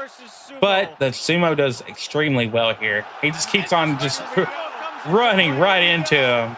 Yeah, it's just charge and charge, and you're gonna see him hit him against the wall like 4 times. Turning into an onslaught. Gorilla blows. Gorilla blows. Oh look! Yep, that's what Bam! that's called. You Yeah. see the whole ring shift right there. Yeah. Down he goes, and he's going straight in for the kill again. Himself feeling it as well. You were wondering what opening Jorge. Hidemasa taking shots to the face again. There's nothing he Well, I can mean, do. it's taking advantage of what you have. It's like, Yeah. if I bull rush, it's like all he's really doing is Look like, at he's his just, back I'm right just here. trying to get into position to where I can square him up and bull rush him, and there's nothing he can do about it because he's just that much bigger. Look at dude's back here from getting rammed so hard. Well, give it a Oh shot. yeah. Look at him, he's getting in the way. Yeah, buddy. Oh yeah. All right, you're out of here, Sumo. But yes, speaking of that, she said, I'm glad I could take one for the team at NBC SNL on summer break. Thanks for the memes, internet. I hope you'll stick around for the reporting. But this was beautiful right here. Yeah, what is that? Yeah, what is that? For the tomb, yeah, it's like that's pretty good. Actually, that was great. it's kind of wild that some like an NBC anchor would actually have that good a sense of humor about it. It's like, right? You know what? It's like you earn yourself a lot of brownie points as long as you keep your mouth shut about politics. People will love you forever now. Right? Absolutely, absolutely. So this is Nikita again, hitting people. Let's see, after sourcing 2,759 videos from Viral Rush X over the last 6 months, you're now circumventing attribution by simply cropping out his watermark. You cannot get more shameless than this. This is your last day in the creator program. Wow. Talking to, I don't know if yeah. See, Massimo, we've all seen this account. Yeah, I've seen that account. Yeah. Yeah, so I didn't really pay much attention to it. I recognized the name, but it's like, okay, so the idea is like that's how Massimo gained all of its. He's just basically posting other people's stuff and cropping out what. Okay, interesting. Because they had complained before, like, like the views just aren't what they used to be. Something's wrong with the site. No, they're fixing the site, so you can call it something's wrong with the site.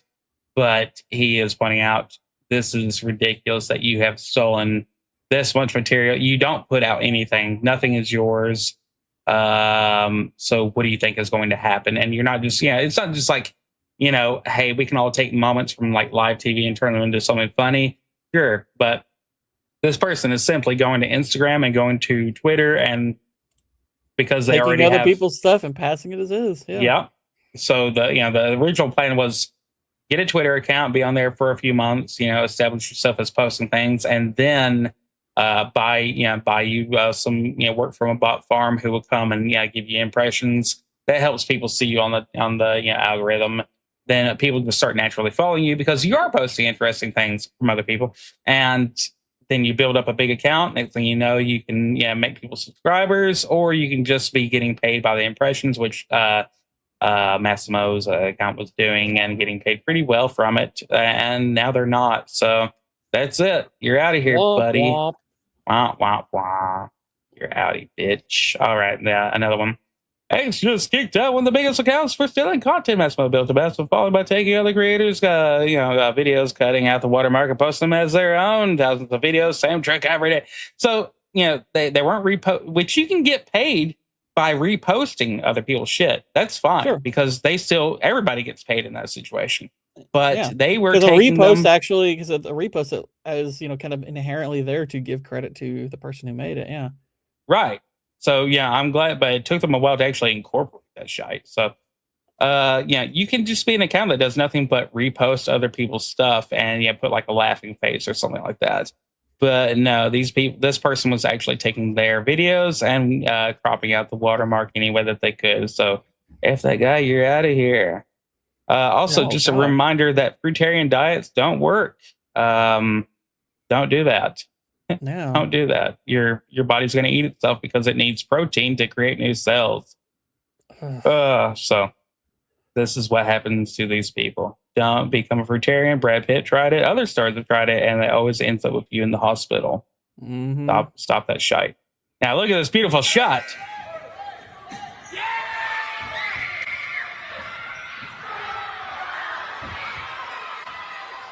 Whammo, baby! Oh wow!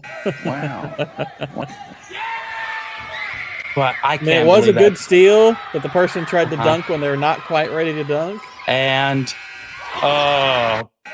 that's the gotta wild be an thing, you epic. know what's funny is the kid who got the steal would have been just fine if he ran out the clock. Because I mean, I'm assuming now. Granted, maybe the game was tied and he needed to score, but there's also, I guess, a chance that it's like he could have just run the clock out and won if they were ahead by a point or so. But this kid ends up getting it right in the net, baby. Oh, swish. Beautiful swish. But yeah, you're right. You know, like it starts out. I'd be curious what the score was before that last second hurl. I know, I do kind of wonder. And it's right at the buzzer, too. So, but that's going to be talked about forever. Kid. Lay it up. Seriously, if you're sending in a video to be sent in to recruiters, this would be what you would want to send them. All right. Choose violence. Oh, dear. Dun, dun, dun. Just keeps on and keeps on. I'm not gonna lie. It's like, I mean, look, if you think the internet is for more than cat videos, you know, you just don't know how to internet right. And I know this was true years ago, but it's like, guys, it's still true. The cat stuff is still the best stuff. Cat content still is top tier. It's still peak. So I still love cat stuff. It's you have to funny. accept it. Reminder that the inbreeding problem in British Muslim community, according to a recent study, 50% of all Muslims in the UK, because they have to breed within their own communities and stuff like that, and a whopping 70% of Pakistanis are inbred. Oh, shit! I forgot about the freaking Wayland here, over man. Ugh! Can you believe that? Let's see. Let me go all the way back. Democracy is cringe and gay. True, sir. The movie Brightburn tried to do that too. Bad movie. I haven't watched it or heard of it. I've seen it. I saw that in theaters. Was it worth your time? I mean, I've seen far worse. I mean, I didn't hate watching it necessarily. It's just one of those movies where you're like, okay, this is, because it's doing kind of it in a not quite it's not necessarily a found footage movie. It's kind of more like Chronicle in a way. But it's almost like it's taking the concept of Chronicle, which is a found footage movie, and it's trying to do it as a more of a mainstream type film. And it's basically, the idea is like, you know, what if child Superman went evil? And yeah, it's not great. It had ideas that were solid, but the execution's way off. Like, it doesn't really, I guess, like justify all the stuff that ultimately happens. So it's like, it could have been a lot better. I don't know if I'm claiming the right movie. There are here. interesting dynamics. That probably the most interesting thing is that the father sees through. Like, the father's the one who actually understands the danger of the child, and the mother doesn't. So the mother ultimately is what gets them killed. So I'm like, okay, that's true. That's kind of based, actually. There's this movie of a bunch of teens, and one of them, like I think his mom has like cancer or something like that. And they find something, and some of them gain. That's Chronicle. Okay. Chronicle is a damn good movie. That was wild. Chronicle is really good. Chronicle is like. Didn't they have that kid who played one? Uh-oh. Not again. Whitey's gone, y'all. But I think he was going to talk about the casting in Chronicle. Chronicle, it does have Anthony Mackie in it, who obviously went on to become Captain America. No, not Captain America. Falcon. He's not really Captain America, guys. Don't let them fool you. But no, Chronicle, it had him. It had, what's that kid's name? I'm looking it up now. Dane DeHaan. He's a pretty good actor. Dane DeHaan's problem, I think, is that Dane DeHaan looked 40 by like age 30. And he's got one of those faces that I think it's progressively more like sunken in and aged like way too fast, because Chronicle was 2012, so it was like 14 years ago. And if you look at Dane DeHaan now, it's like this dude looks like he's 50. And I'm pretty sure I'm pretty sure he's not 40 yet, but dude is starting to look like he's 50. So it's, yeah, I think okay, I was wrong. He's right at 40 now. He's right at 40, but and he's kind of thin, kind of frail. You know, sucks because he's a really good actor, though. He's a really good actor, but it's just hopefully he'll find his niche at some point. We'll see. But yeah. I'm wondering if weather has taken Whitey, because we're starting to get it's time to get flood warnings or something. But yeah. But yeah, Chronicle. If you haven't seen it, Chronicle's actually pretty good. It's pretty good. I wonder if I have no control over this stream. That's the funny part. So there's nothing I can do to end this. So I'm at the mercy of StreamYard. If I leave, I don't know what happens. I don't know if the stream keeps going if I leave. So this is just the awkward portion where we keep it going. I am tempted to find out, though. I'm very tempted to find out. I'm curious if Whitey's going to show up in the chat and say, no, we're going to reset. I'll give him a little bit to see what's going on. But yeah, I can't put anything up to show you all. I can't do anything like that. I think Whitey needs to give me, allow me to have some measure of control. I think you can do that. But we'll see. Oh, I remember. It's the eternal blackness. Yes. We're all subject to the eternal blackness. Though if we swap it just right, it could be the eternal whiteness and be even better. You could sing us a song. No, that's not going to happen. Sing us a song? That's not going to happen. All right. You hear me?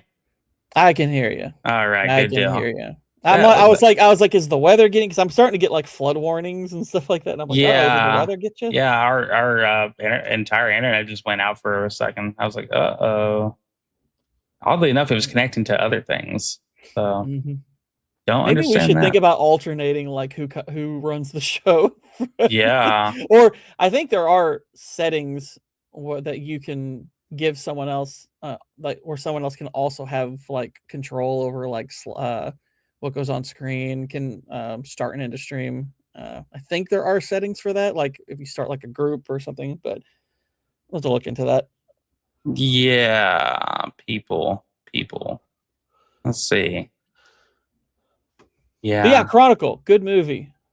Yeah, I really liked it. That was refreshing. That was new and all that, and yeah, just seeing how all that goes down. But I think what I was saying before I died was I think the kid from one of the Spider-Man movies. He played the Osborn kid. Was he one of the main characters? The one who turned evil? Yes. Yeah, I knew it. Memory, go you. Yeah, the evil kid in Chronicle also plays. I think he plays because Green he Goblin. looks evil. I think he plays Green Goblin in the Amazing Spider-Man. Because he looks fucking evil. You look at that kid, and either he's gonna he's gonna be replacing Gilbert Grape. He's gonna burn down the house with his mom in it.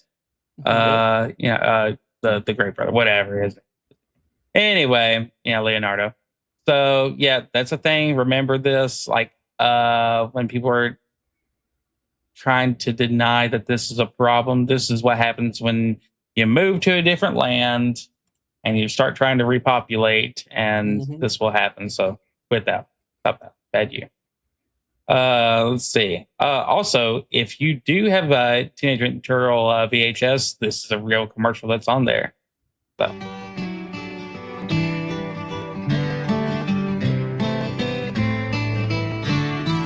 Off in the distance, the game's dragging on. There's strikes on the batter. John Denver sounded shit here. Then suddenly everyone's looking at me. My mind has been wondering, what could it be? They point to the sky and I look up above, and a baseball falls into my glove. I play right field. It's important you know. You gotta know how to catch. You gotta know how to throw. That's why I play in right field, way out where the dandelions grow. As a proud sponsor of Little League Baseball, All right. Pizza Hut welcomes all the kids. I'm pretty sure the catcher is Goldberg from Mighty Ducks. There we go. I'm pretty sure that catcher is Goldberg from the Mighty Ducks. That's pretty freaking awesome. Whenever somebody brought this up, this random account right here, It's weird because I had Teenage Mutant Ninja Turtles on VHS. I don't remember this at all. And I watched that VHS often, so I don't think that was on every VHS copy. Oh man, from the I very don't remember. Like, I seriously do not remember this one bit. I remember the sound. They put so much work into the sound effect of the very beginning scene of somebody walking with that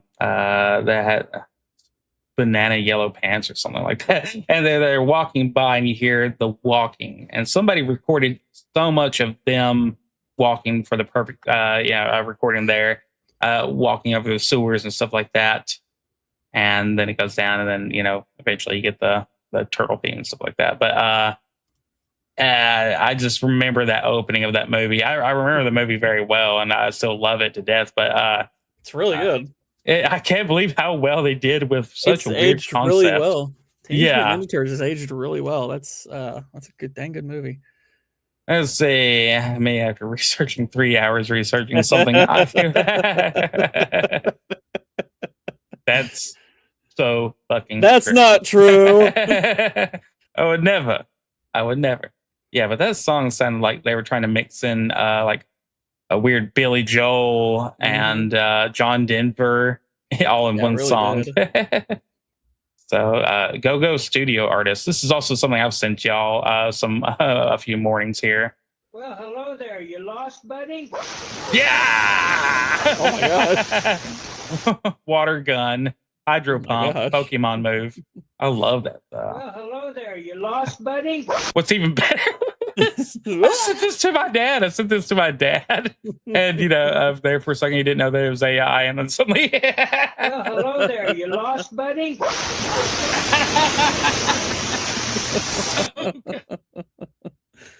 Oh, beautiful. I don't like a lot of AI content, but that one is pretty funny. Yeah, AI content is very freaking cringe, I gotta say. And and even if it is good, it's very short lived because it's hollow, but it's very that's kind of big. It is extremely hollow. Oh, unfortunately. And yes, people that are worried about it replacing everything, no, they got a long way to go. Don't worry, you're good. You're good for a while. Until then, make money. Don't be all bitchy about it. Just make money. Mm-hmm. You can use AI in different ways, but sorry, I like macaroni. And Chef Gruel, pretty fucking awesome too. He's a good follow. I have never watched him. Yeah. All right. So we have some better than Lord of the Rings content here.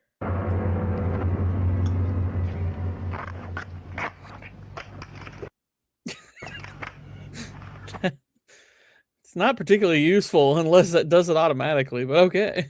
Yeah.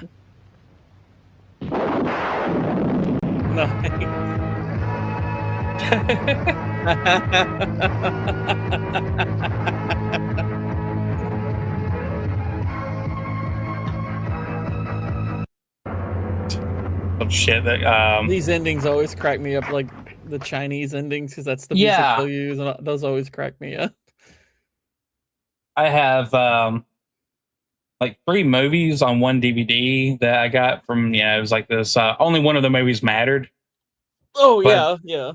But they were all like Chinese martial arts movies and stuff like that. And here's 10 movies in one, and only one of them's good.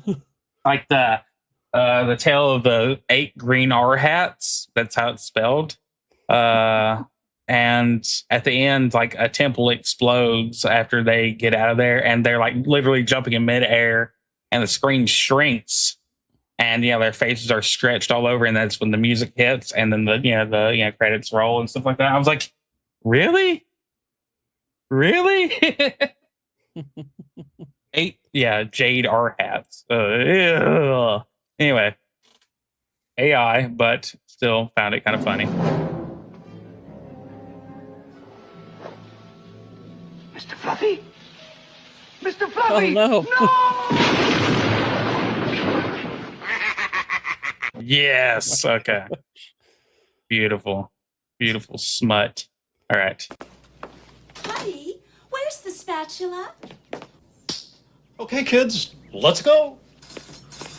Oh, no. There's just one place to go for all your spatula needs. Spatula City! Spatula City! A giant warehouse of spatulas for every occasion. Thousands to choose from in every shape, size, and color. And because we eliminate the middleman, we can sell all our spatulas factory direct to you. Where do you go when you want to buy name brand spatulas at a fraction of retail cost? Spatula City! Spatula City! And this weekend only, take advantage of our special liquidation sale. Buy 9 spatulas, get the 10th one for just 1 penny. Don't forget, they make great Christmas presents. And what better way to say I love you than with the gift of a spatula? Spatula City! Spatula City! Hello, this is Cy Greenbloom, president of Spatula City. I like their spatulas so much, I bought the company. Spatula City, 7 locations. We're in the yellow pages under spatulas. My, where did you get that lovely spatula? Spatula City, we sell spatulas. And that Yeah. Wow. There you go. Thought everybody Good needed old a Spatula spatula. City. That's who we're sponsored by. Yeah. Oh man, it's about time that we finally get a freaking sponsor in here. Like, Yeah. I like money. Gord, Gord used the money. I do enjoy what I can do with that money. So if you want to send that money to us through Spatula City, please remember to donate to Spatula City via us. That's how business works. If you want to see these great streams, if you want to keep us in business, you need to buy a spatula. You're going to use it. All right. Apparently, let's see. What's Waylon saying here? Apparently, they've done research and people are less likely to buy something from an ad. Oh, okay. Oh, from an AI ad. Okay, gotcha. And it's forced companies to use real people and artists. I am all aboard for people having a revulsion response to AI. I think that would be a really good thing. Yeah, it's almost like you see something that doesn't look human and you don't want to buy it. I don't know how that works. Like I can't get. It's like the uncanny valley of the whole thing is kind of off-putting. Yeah, that's true. Let's say, so we all know about the Henry Nowak situation. Terrible situation. I listened to this entire thing from the father. It's a very good, well put response. Plus, we also have that other court case that's going on. That's they've already made the closing argument, so it's down to the jury as far as that teenager who stabbed him because he was in the wrong area and he felt like he was he had pushed him, so he stabbed him to death. He actually took his book bag down, pulled out a knife, and stabbed him to death. Yeah. Freaking ridiculous. Shouldn't be a thing, but we'll see how that actually comes out. I hope no matter what, rioting will probably ensue. So go that community, I hope Britain gets their ass out of there, out of that pickle that they put themselves in, and that the British people allowed. Fuck y'all for being such fucking idiots. Y'all need to do better and take back control of your government. So do better. So just got to point this out as I light up a cigarette. There's one group of adults, smokers, that got very mild cases and didn't get long COVID. Yes, because we've already trained our lungs to get ready for stupid shit. You built up your immunity. Well done, Whitey. Thank you. There's a reason why I only got sick for a day and a half, and it wasn't due to a shot. Thank you very much. So all right. I do, since we are both in the meat game here, we do need to listen to about the meat. Okay. What is it now? I went to go pick out my steak, and I'm like, holy shit, $18 for a basic ribeye. That looks like an unnaturally brightly colored New York strip. I gotta take home and cook myself. No way. And I look right next to it, and there's this behemoth steak. That's not a steak. That's a boneless chuck roast. Looking thing that's $14. There's a reason for that. And about 3 times the size of the ribeye steak. That's because it's a roast and not a steak. I thought to myself of the Why's he got it right here? 4.5? Wow. To cook a I steak? mean, I guess if you have cast iron or stainless steel, perhaps, because it's like you're heating the pan and you don't want to overheat it. So, but yeah, even in then the it should be probably at 6. Yeah. Like if it's cast iron, like you can turn it up to 7 as long as you have a hood to suck up the smoke, because you're going to smoke a little bit. But oh yeah. But holy shit, you're just you might as well just do low and slow or something like that, Go put it in a crock pot, I guess. Of the ribeye steak. That's because it's a roast and not a steak.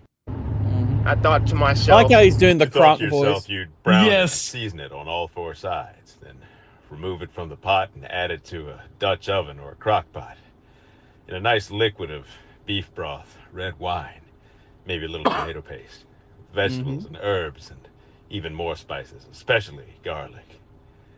That's a delicious idea. How'd that get in there? It can't be that bad. Let me take it home and prepare it. Oh, sweet godless Christ. And we'll see how it turns out. The butter is burning. The butter is burning. What's it doing? I laid down some butter in the hot pan. Burns his ass. And I plopped this GMC Yukon XL size stupid fat habits steak down in the pan. And it actually turned out great looking. It's not too late to braise it.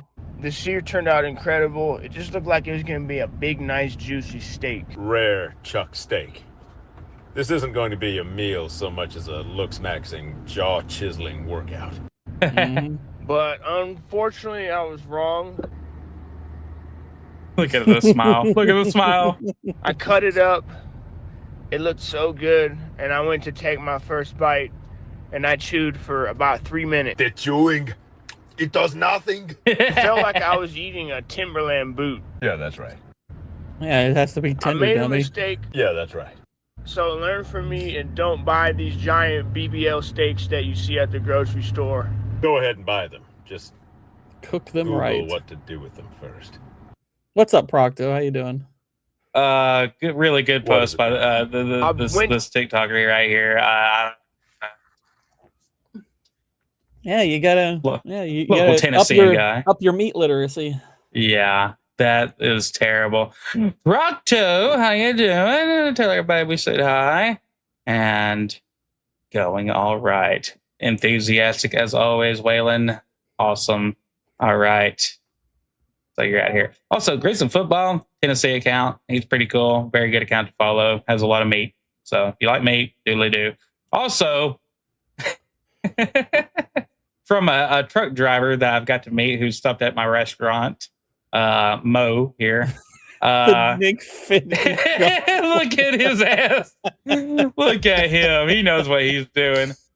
Oh my man, he's lost 100 pounds, by the way. This dude really? Is, he's being a trucker is, you're gonna eat a lot of bullshit on the road.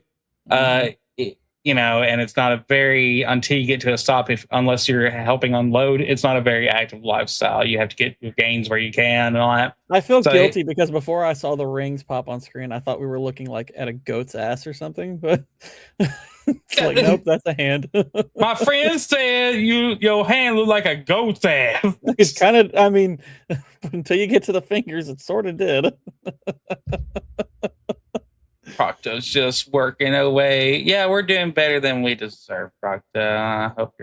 I hope everything stays well today and good work day. We're having a lot of rain come in and a lot of weird weather. So flood warnings. Yeah, well, we got this actor here. I don't know if I know what he's from, but anyway, here's what's his name? Lawrence what? Lawrence Fox of Southside. Who the hell is Lawrence Fox? I don't know him from name, so see what he did. I was going to say, what's the main reason you're out here today? What should we do about all of this? Because it's the most disgusting thing I've ever witnessed in the world. If this was a young black man the whole country would be on fire. There'd be McPherson reports. There'd be independent inquiries. Those people in there are your enemy. They're not your friend. I was going to say, what? Yeah.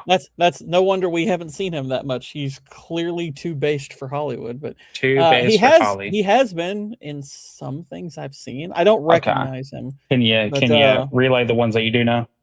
The main one I know is Gosford Park. That was his second movie. Gosford Park's actually a pretty cool movie if you're into like kind of like Agatha Christie like mysteries. It's think Knives Out, but good. But let's see, he was in you remember that movie with Cate Blanchett, the Elizabeth movie? He was in the sequel to that, and he was in a film called Becoming Jane, which is about Jane Austen. Okay, yeah, cool. Yeah, so he's been in a few things I've heard of. Only one thing I've seen though. Gotcha. Yeah, he looks like he's got a face for this, so go him. But yeah, you probably won't see him. Random, very, very freaking random, but Shooter Jennings here, son of Waylon. Shooter. Somebody posted, original post. Ultima Online once had an in-game king who was supposed to be unkillable. So I'm going to summarize this because this is if you played the game back in the day. They, Lord British, or Richard Garriott, who made the game back from the 80s all the way into the 90s and, hosted the first Ultima Online server. Of course, Lord British, who was always in all the games, he made him invulnerable. So he could go around, talk to people, blah, blah, blah. And be a part of the game that he was working on actively in the background. And the server went down when it came back up because there was so much crap going on in the game at the time and so many players. They're getting to meet the creator of the game in the game. So everything was happening. The server was overfilled. And when it came back up, some dude noticed that his name didn't have the exact highlight on it, which means that you're invulnerable. And which meant that he had forgot to type in the command .invul, which is what a GM can use. I know, nerd! But anyway, somebody snuck in. When you're playing a rogue, you can be, like a high-level rogue, you can become invisible, walk around, and at times it'll check if there's anybody around. And he didn't have any skills in anything, so the rogue just went right behind him and stabbed him to death with a very strong poison. And he healed over on his own game. And in return, his workers, under him spawned a bunch of demons to kill people and stuff like that. It was funny, big funny, ha ha ha. But it was, like just when you create a game and somebody still figures out a way to come and kill you in that game, it's hilarious. So this has been talked about forever. Anyway, Shooter Jennings over here had done music for and with Richard Garriott for personal collection, and also released to nerds and stuff like that. I had no idea that Shooter was into such a variety of things.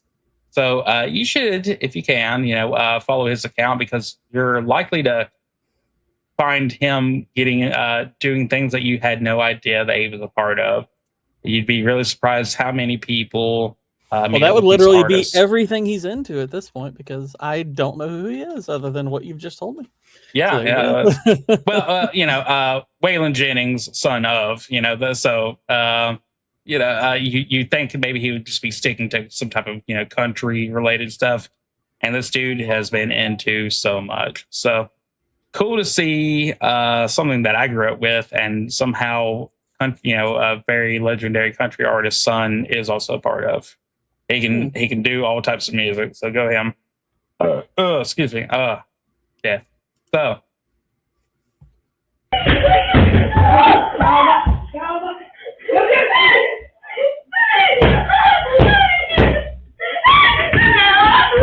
my gosh.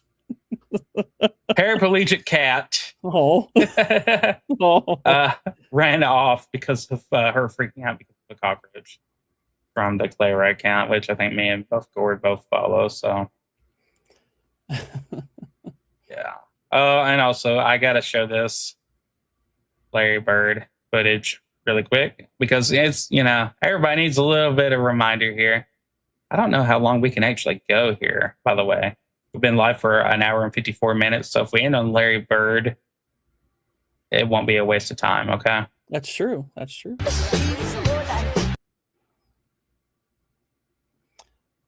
Yeah, it's funny because like part of me always likes watching these highlights because Larry was a guy who I did not get to see in his prime. No, me neither. He was like, I literally came in right as his prime was pretty much over. Like I saw him play a bit, but he, like the back injuries had already started to take a toll and everything. Right. Like, he was still good, but yeah, all this stuff was before I was watching basketball, and it's like, man, you watch him, and it's like, gosh, this guy was unfreaking real.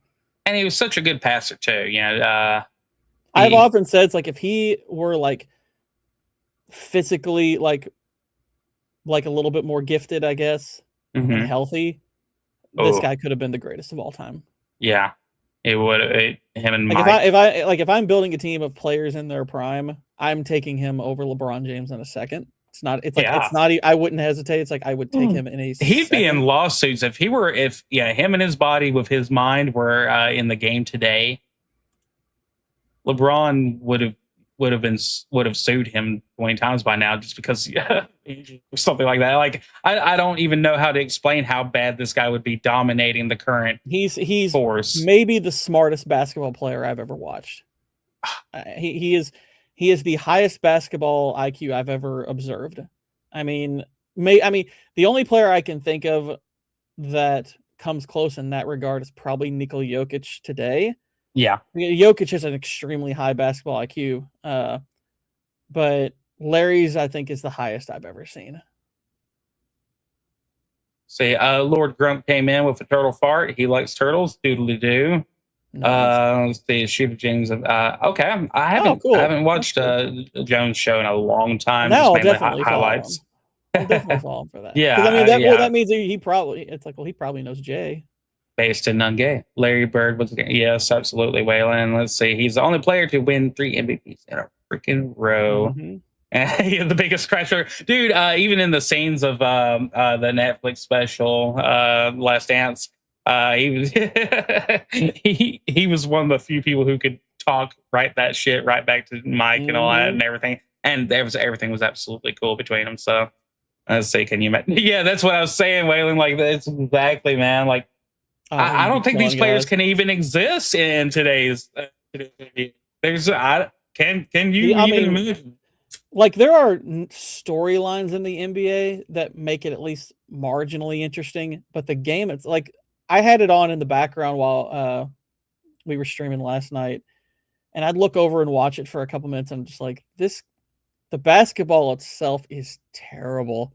It is not a good product to watch, even in playoff time. It's like, this is just not like I'm watching like the Knicks are just like jacking up 3 after 3 after 3 when they don't need to. Like they're not down all that much. It's like I watched one sequence with about 3 or 4 minutes left, and they're down, I think 6, maybe not even 6, might have been 5. And like one guy shoots a 3, they miss, but they get the offensive rebound, which means, okay, you've got a shot clock reset to 14 seconds. Guy goes right back out and jacks up another 3, like defended. I mean, just ran back out to 3-1 and shot 3. I was like, what are you doing? This isn't a last second scenario. Why are you doing that?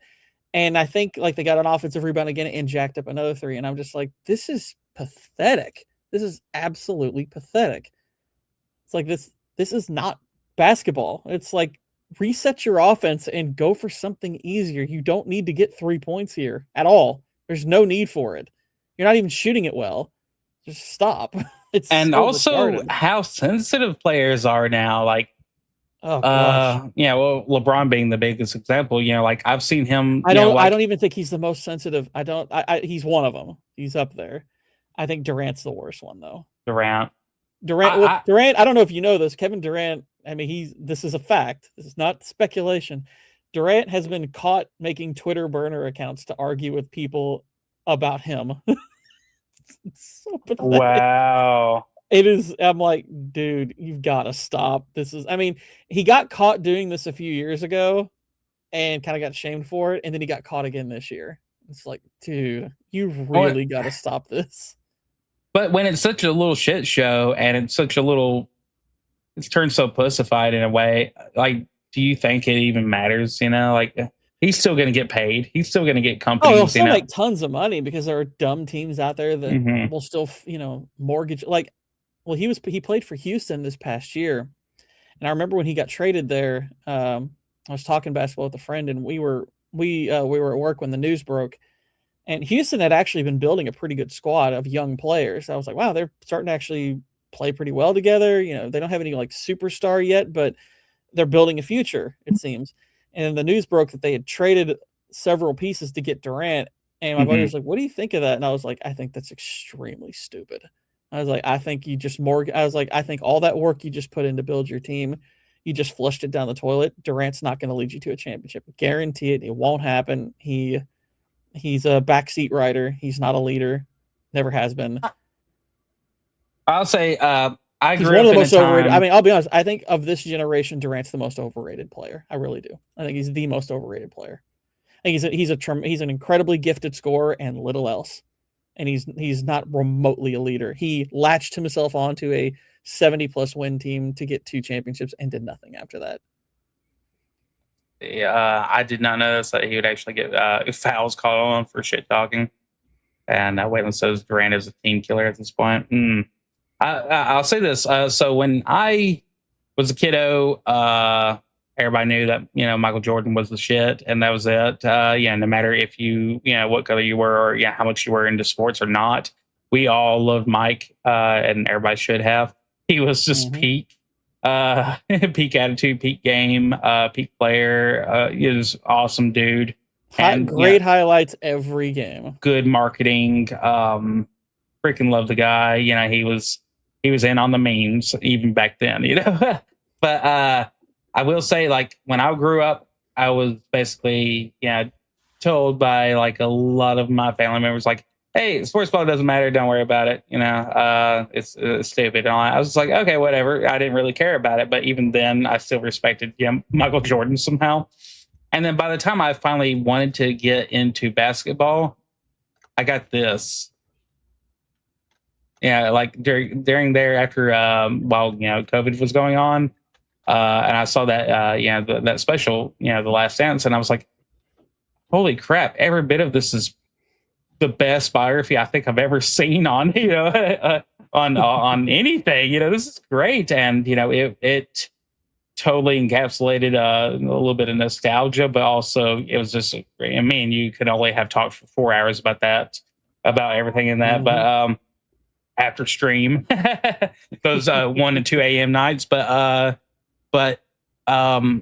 unfortunately, when I finally wanted to start looking into basketball, I see people getting slightly tapped on the back and they fall on the ground. Like, I mean, I'm serious. Like somebody just grazes them with their hand and they go.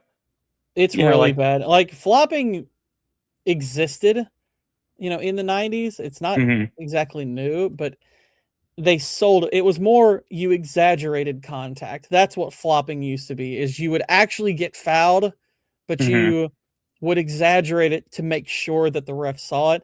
Now they're just faking fouls, and it's really pathetic. Yeah, it's constant. It's constant. It's like, well, if you can get away with, I mean, players basically have realized it's like, well, if they're gonna call a foul if I'm not fouled, why wouldn't I just keep doing it over and over again? Yeah, I saw like Pippen. He took a shot of it was a good push. Somebody just pushed him in the back while Rodman. It was Rodman, yeah. And he slid his butt across the floor, just basically looking back at the court, like, and doing the whole what the fuck face while chewing his gum and all that. And I was like, that's real. That's a real hit. That's something right there.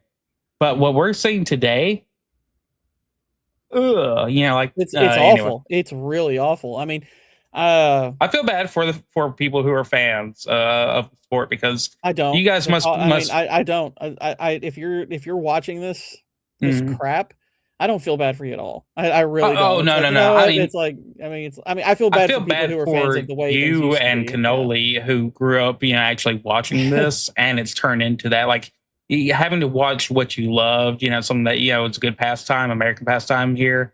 America made it so great. And getting to see that be turned to absolute shite, that's gotta suck. So I hate that for that. But yeah, I mean, there's other thing. I mean, it's like the game itself, as bad as it is, like that's one issue. But like they're connecting things to politics constantly makes it to where it's like, who gives a crap? I'm like, that's probably the worst part, because I'm like, I could probably live with the game being less aesthetically pleasing if not for the fact that, yeah, you're right, it wasn't Anthony Mackie, it was Michael B. Jordan. I realized that after that conversation. I was like, oh yeah, well, whatever, who cares? But you're right, you are actually absolutely correct. I'm not saying they all look the same, or am I? But funny, we were talking about Jordan. But yeah, it's like I could live with the game being less aesthetically pleasing. It's more the constant appeals to politics that make it to where it's like, I don't even want to watch. I don't even want to watch you all. Right. All right. So moving on from Larry, go you, Larry. Laurie. Yeah, good old goat. That's what you are. All right. So veteran actor James Handy, for Jumanji and Top Gun Maverick, has died. He got stabbed, unfortunately, by, I guess, his stepson. That's his daughter. No. It's like his daughter's boyfriend or something. Yeah. Handy's girlfriend. Yeah, son of Handy's girlfriend. Yeah. So son of Handy. Oh wait. So okay. So yeah, not stepson, but potential. Okay. Hey, you're a potential stepson. But yeah, very unfortunate there, y'all. So that sucks. That's pretty messed up. Yeah. So Clint Eastwood was the original John Wick. Yeah. Stuff that we can't really show here. Movie. That's a really good movie. What is this movie? I believe that's Pale Rider. Oh well, I guess that makes sense. Pale Rider. Yeah, Pale Rider, dude. If you haven't watched Pale Rider, it's freaking awesome. I got put through all these westerns when I was a kiddo, so I loathe a lot of them. Like everyone always will look to like Unforgiven or the Dollars trilogy, and obviously those are amazing. Unforgiven was freaking amazing. Do not forget, like, it's like, but Outlaw Josie Wales, Pale Rider, and High Plains Drifter all are in that same category of just absolute greatness. Those are phenomenal films. Yeah. And the funny is, like, Pale Rider might be like the least of those I just named, and it's still excellent. Yeah. But yeah, I got put through a lot of these back when I was a kid, especially a lot of the black and white and all the Gunsmoke stuff like that. So I stayed away from westerns for many years because I just didn't find them. When I was a kiddo, I was like, oh god, I always found all the worst scenes to walk into and all that. I was just like, I didn't have any love for it, and I found a lot of those shows kind of like the TV shows especially just hokey. So I missed out on a lot of good movies that I could have watched that were from the 70s, 80s kind of era and stuff like that.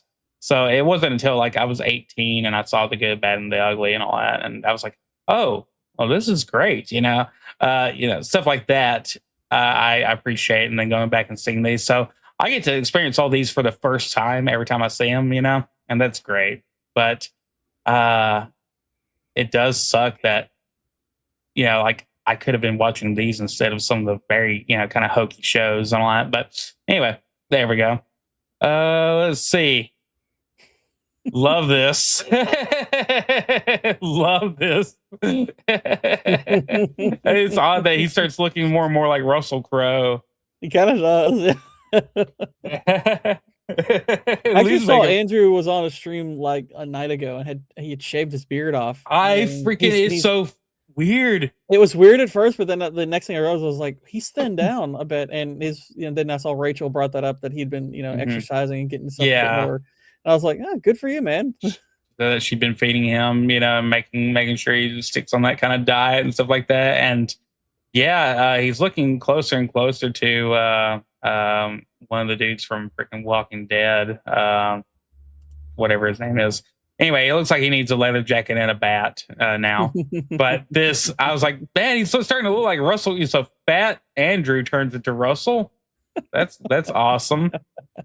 I had to post that. Yeah, Russell Crowe's also losing weight. So yeah. Yeah, good. Go him, because it's like, come on, mate. Yeah, doodle-doo. Back off just a little bit. I know that you're into your music and probably eating a shit ton of sushi, but yeah, let's see. Well, if that's the weakest, then it's doing pretty damn good, dude. I don't care what you say about that. That's a good damn movie. I loved it. I loved it.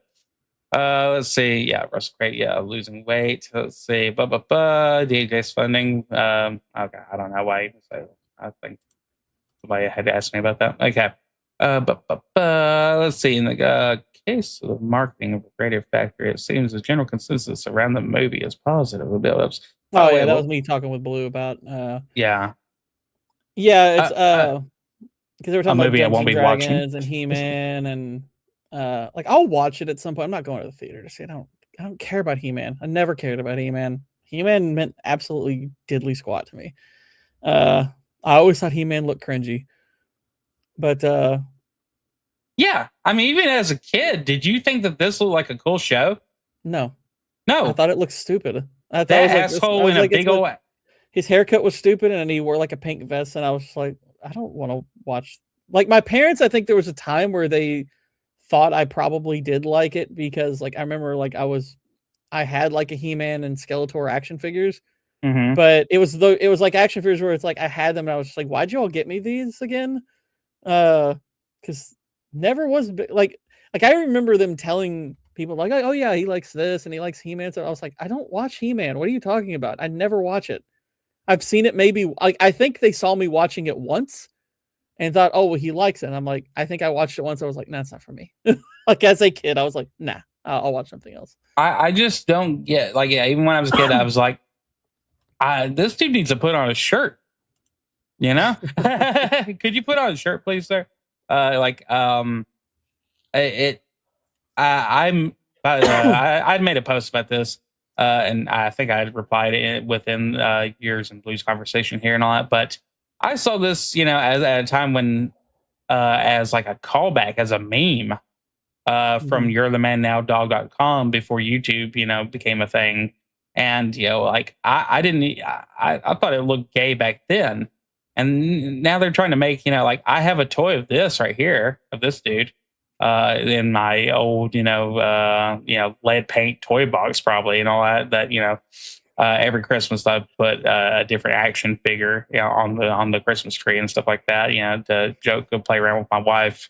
So, but these are, they're a big nothing burger. These are, the show was a toy marketing campaign, like mini shows, Transformers. It's a marketing campaign. It just didn't handle it well, and I don't give a flying underwater fuck about it.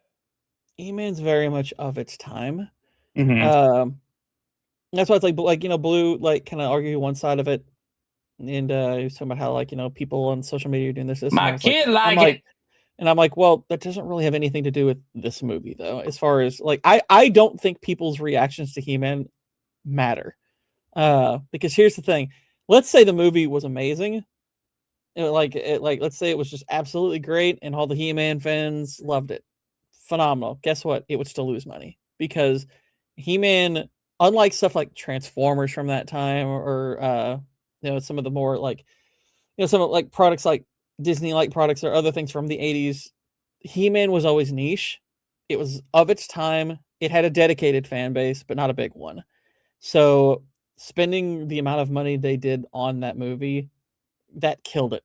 It's like that immediately was like, guys, this was never going to. It's the same problem that Mad Max Fury Road ran into, to where they spent a ton of money on Fury Road, and look, most people loved it. Critics adored it. I mean, there are some Mad Max purists, obviously they don't like it particularly well. But I'm like, even if everybody had loved that movie, it really would not have mattered. You spent too much money on a property that has a niche fan base.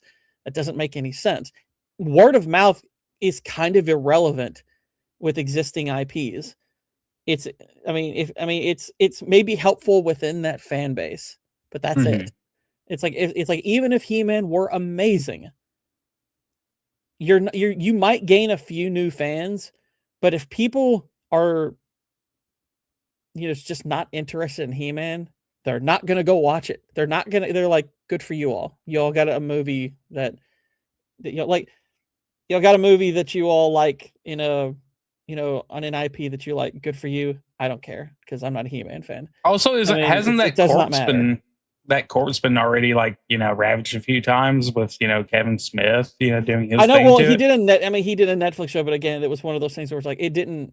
All that did was anger the fan base. It's like nobody it did outside the nothing. fan base gave a crap. Like Yeah. I've heard content about the He-Man Netflix show and how bad it was, Mhm. and some of it's been, I guess, amusing to listen to here and there. But I've never listened for more than a few minutes because I'm just like, I feel bad for you all, but I don't care about He-Man. I just don't care. Yeah. And that's the thing. It's like if He-Man were amazing, word of mouth would be good for the audience it already has and almost Mhm. nobody else. Because if you don't give a crap about He-Man, you're not going to see it. No, I don't care if it gets a 100 on Rotten Tomatoes and everybody loves it. It's like they're not going to care. It's He-Man. He-Man's audience is small. You should never have spent hundreds of millions of dollars on it because it was never going to make that ever. Just like you could make the greatest Mad Max movie in the world, and if you spend $150 million to make it, it's not going to make its money back because it just does not have that big a fan base. It doesn't have it. Also, I'm looking over here in this Dungeons and Dragons, which I guess they're saying it was actually pretty good for what it was. Sorry, but it was reasonably entertaining, but it is a pretty stupid movie. I mean, when the cast of Merlin BBC looks better than this, the market, and that's the other thing. And that's kind of what I was arguing to Blue was. I was like, the other problem this thing had was the marketing for both of these was awful. Like marketing was really bad. It's like if you were hoping to pull in anybody new, you had to market it right, and there needed to be no suggestion that what you were walking into was kind of an appeal to the modern audience, and both did that. So you're losing part of your fan base, and that's who you have to rely on to make you anything. Mm-hmm. Thing is, Dungeons and Dragons, everybody's heard of Dungeons and Dragons. He-Man lesser, Dungeons and Dragons, everybody has had to hear about, either nerds of Dungeons and Dragons or, people, have played a game at some point in their life. Or, exactly. Waylon's right on the money with that. In a good example of what it's like, if they had made this for $50 million, it would work. Well, or at least it could work, I would say. Deadpool is kind of a good example of this, where if you're trying to get your IP that is niche out to if you're trying to appeal to a better audience, you have got to strike a really good balancing act with your advertising. You have to appeal to the fan base, and you have to make it appealing to people who've never seen it. I knew nothing about Deadpool, and I thought the trailer, I was like, but the marketing for it was pretty dang good. So I was like, okay, I'll go to the theaters to see that because that actually looks pretty fun. Yeah. I really enjoyed it. And it did it. The marketing for that was, that was a very smartly marketed movie. Now, granted, obviously it had the benefit of existing at a time where comic book movies were pretty dang popular. They were already well into their cycle of being but nobody thought popular. about Deadpool. Like I had heard about him back in the 90s as a kid. But I mean, and Guardians of the Galaxy benefited from this hugely. They marketed that movie really wisely. You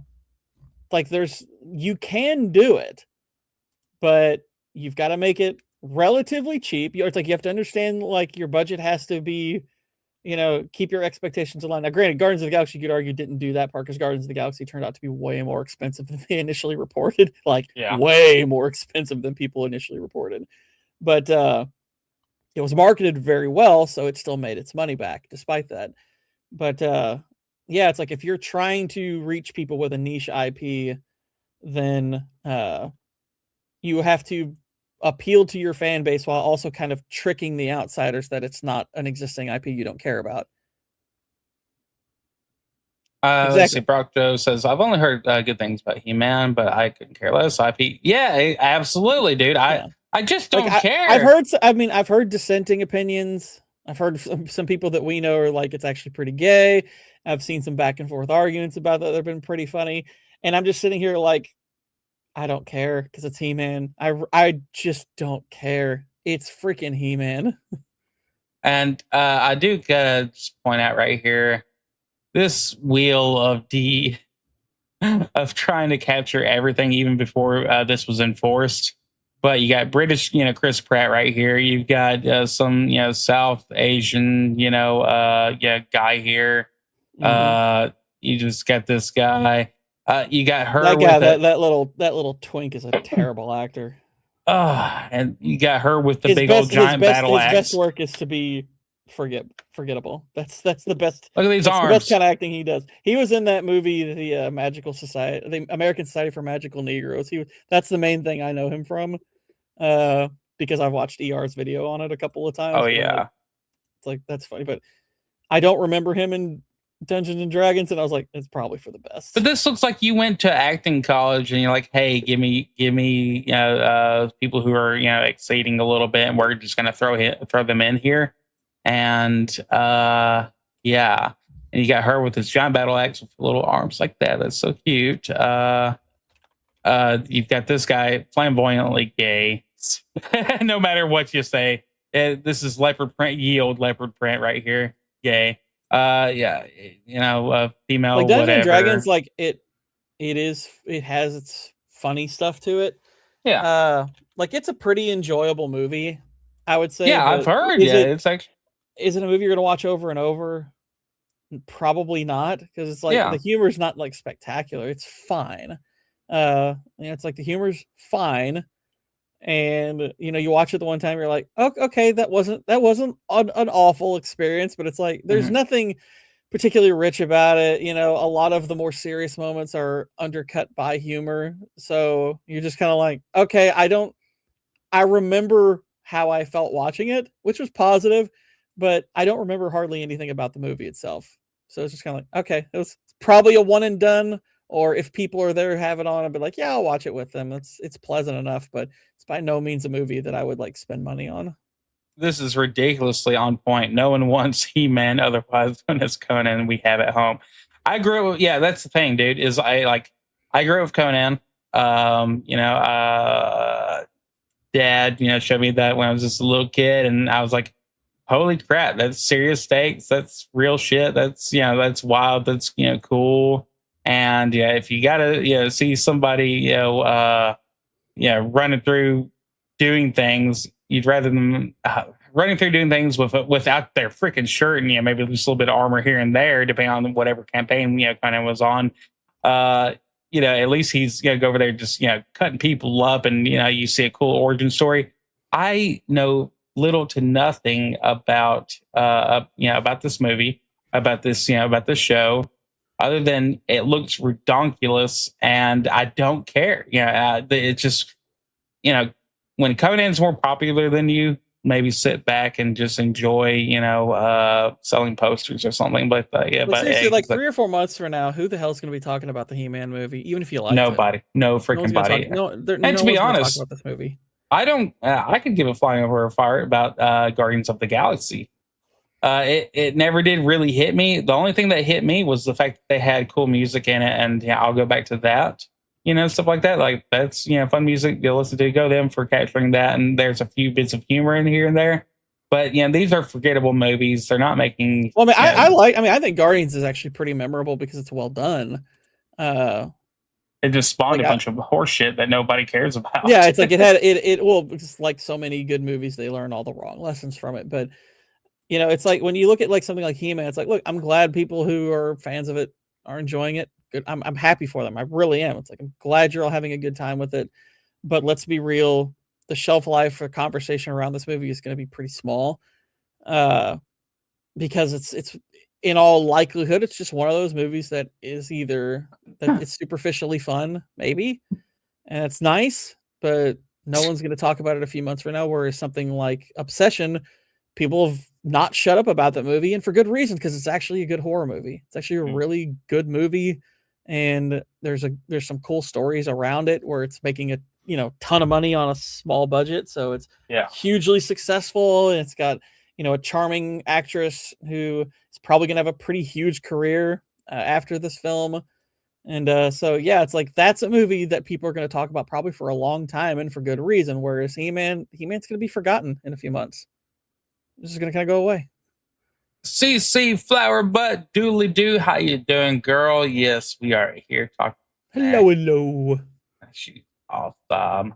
All right. Yeah. So that's what that was all about. I don't care to see it. I never will see it. So, anyway, So explain to me this tweet. I do follow Alex from time to time, but I was needing something to listen to on my phone, and I came across a video that was kind of explaining the last case that was tackled on To Catch a Predator, and because it was kind of dark, and it was a politician who offed himself, and I mean, it was creepy because it's the most detailed one I've seen because it actually played the phone call between the guy and the plant, and it was creepy and super cringy too. It was like that's kind of the like the other thing about these weirdos is they're very cringy. I mean, it was a pain to listen to because it was a long conversation. Yeah. But it ended with the guy shooting himself, the pedo. He killed himself. Okay. And I was like, and it was over, and I was just like, well, if we were to think of this like a TV series, that's a pretty happy ending, for being honest. Like, that's a good ending. Yeah. You know, if you're going to end your series on a pedo politician offing himself, that sounds to me like a pretty epic finale. And I was like, yeah, I'll just put that out there. Yeah. If you, let's see, I think June the King and also Turkey Tom, but mainly Turkey Tom had done, if you've heard about the whole Schleppy with Roblox, all that stuff. Have you heard anything? I've heard a good bit about that. Yeah, and it just continues on their failure of basically protecting their clientele, who are definitely, many of them are super duper young, and I'm not I gotta say I've never played a single day or second of Roblox. Have you heard of like there's a I've watched a couple of videos about this where there's a group out there, they use that to like recruit / exploit. Like Roblox is one of their ends on certain people to get them. It's like this group is apparently so bad that like they're like the government has they're like, okay, this is like a dangerous organization. Like I don't know if they're labeled as like terrorists or something like that, but there's some pretty rotten stuff about like stuff that's been spawned out of that. It's like, ugh. I think it's very unfortunate, but Flippy combining with Alex about that has been pretty cool. So they got to catch a few people on there. People give Alex a lot of crap, but he is still doing a lot of work. I think he gets a little bit more into like deep in the pain of like trying to do freedom of speech and stuff like that, and making every post edgy and stuff like that. But Alex is doing really good work out there, catching these people and getting a lot of them over to the police, as we've seen. Like these people are literally eventually, either getting tackled or just arrested by police. So no matter what, I gotta support that. So go him, and also hilarious post there. Thank you for posting that. So I saw that. I was like, I gotta find out more about this. Sorry, this stuff there. In case of bag marketing. That. Yeah, happy Pride. Let's see. Also, we do have us.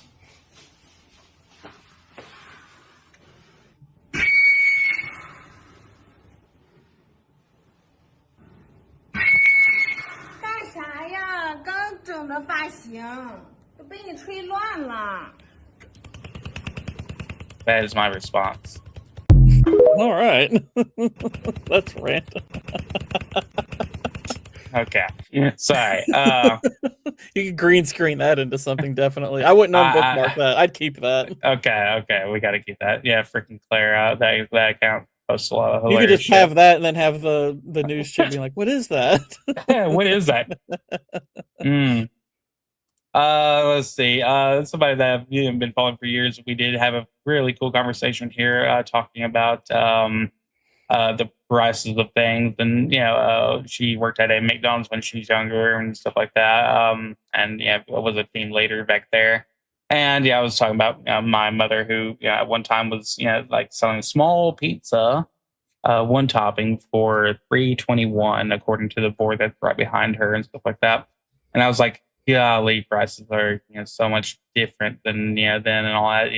Inflation things happen and all that. But golly, it is really cool to connect with people on Twitter as far as like getting to see like real human history. People, and she had posted a picture of her back when she was a youngin, working there at the old Mickey D's and all that. So very cool stuff. If you have anybody in your family who's done food service, or we even have, let's see, Cece over here. She works in a form of that too, as a prep and all that. So, people, independent contractor prep. People like that. You don't know what really goes into making, especially the better quality foods at times and all that. Then we have all these people refer to for the history of food service and all that goes into it and all the backbreaking work. But it is a needed service, and so far robotics have just really, they've been able to help bring product to us and stuff like that. But still, somebody has to sell it, somebody has to prep it, something has to be done. I've seen pizza making machines also, and it still a lot of times requires a human, even in the most high tech of factories. So just remember that. And also, there's no perfect pizza out there. No machine has been able to make it. Good deal there. So I need to quit sniffing glue. Yes. Sometimes you gotta. Hey, Mama didn't raise no quitter, did she? Okay. Let's see. Inflation only benefits the rich. So it's really, really lame shit. So, anyways, that there. So let's go on I do recommend that video by Jay. I would watch that. I've watched it already. I got It's into really it good. yesterday. I just got into it. I saw that I have this bookmarked.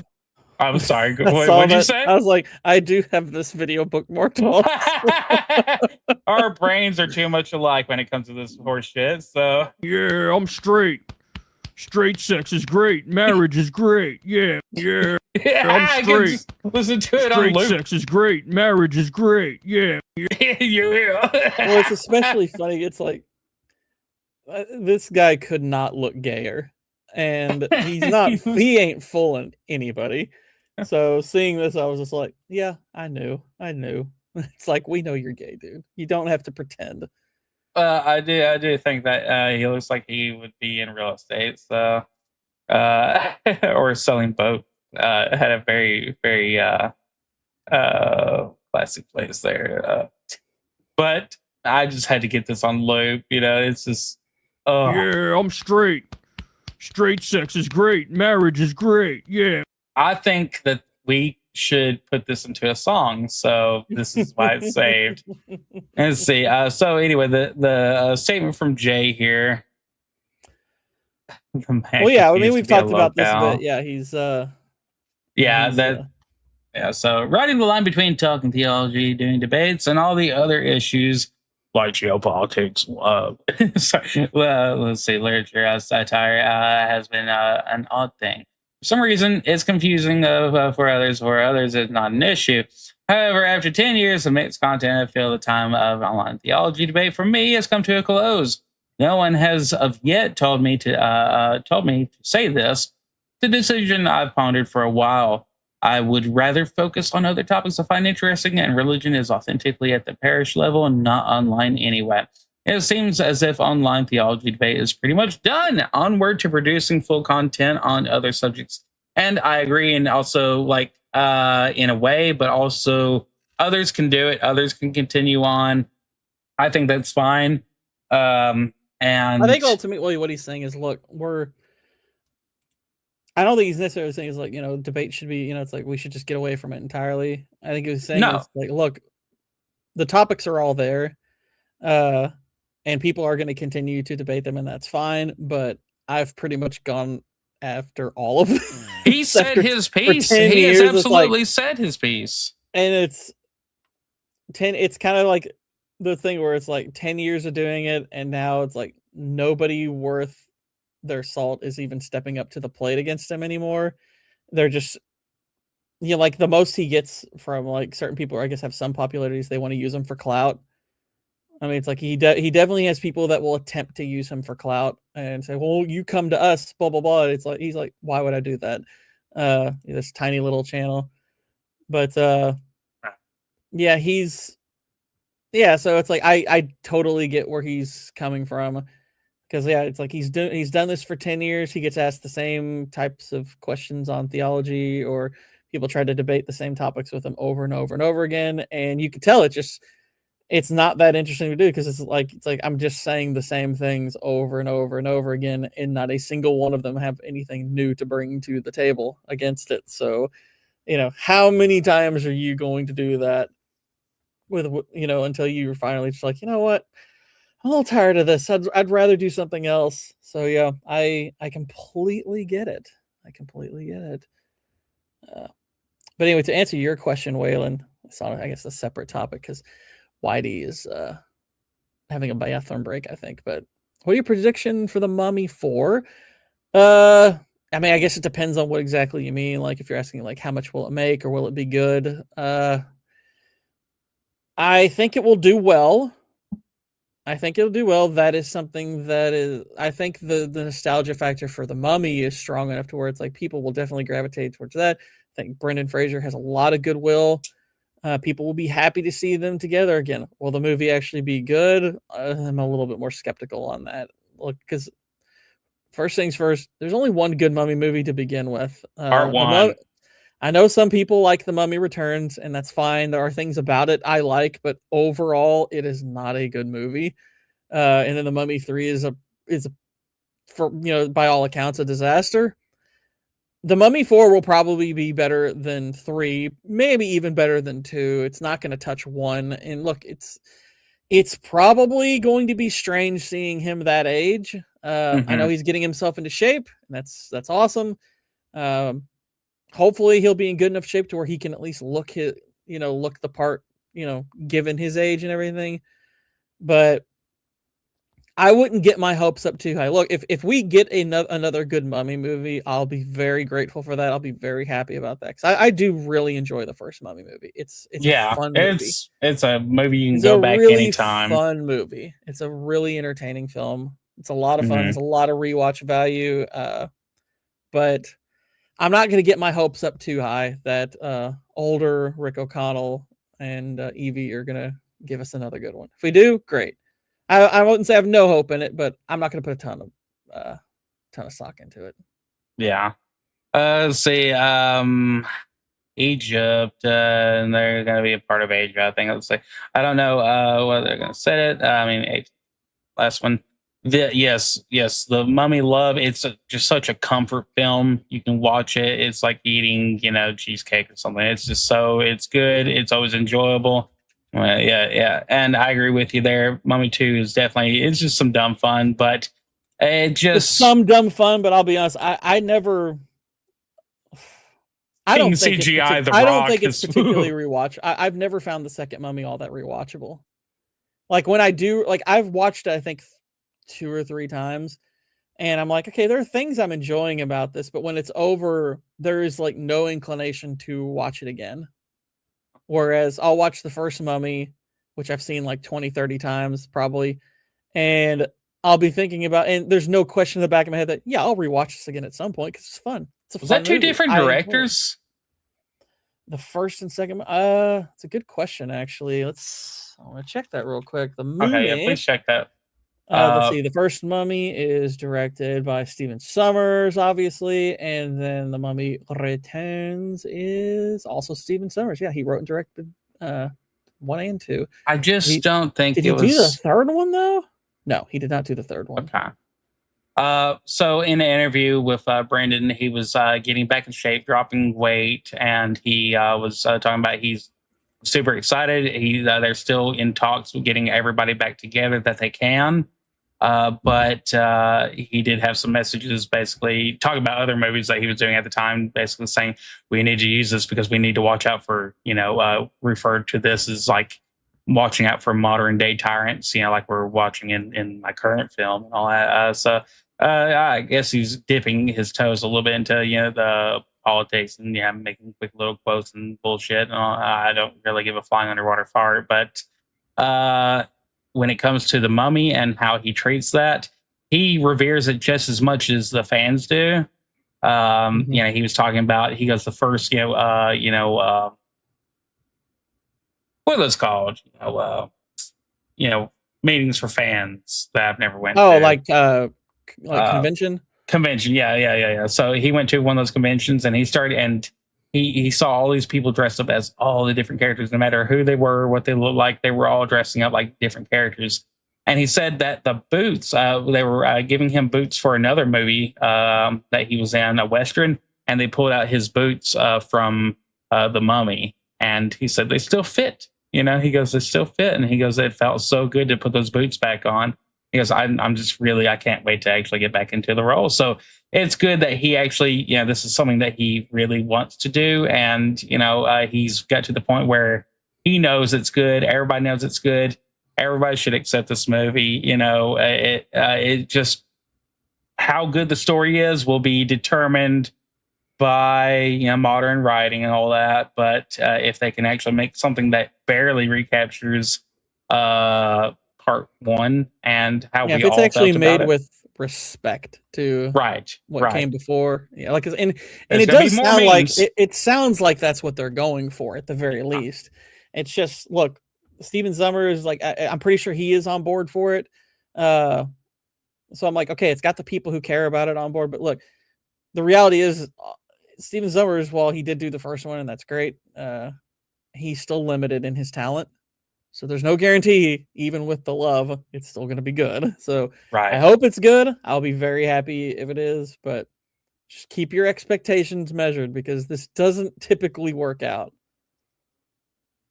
That definitely is. I agree. You know, Proctor, like that could be a big deal. You know, that could be a thing. But whether people give it the love that, you know, it should get, maybe, and also if people actually show up, you know, this could be something that goes to Netflix. You know, we don't really know. This could just go straight to some type of, you know, the highest bidder streaming service. So we'll see, because it's still in very, very early, project mode, but I'd be excited to see it. I just, like what Gord was saying, they better respect it. I really hope that they do. And I hope that they don't try to take on the Marvel format, because it just usually they think it's an I win button, and they go, yeah, because that's almost mimetic. kind of the worst. That's the really negative entailment to it. Like, let's say it is good, that does super well.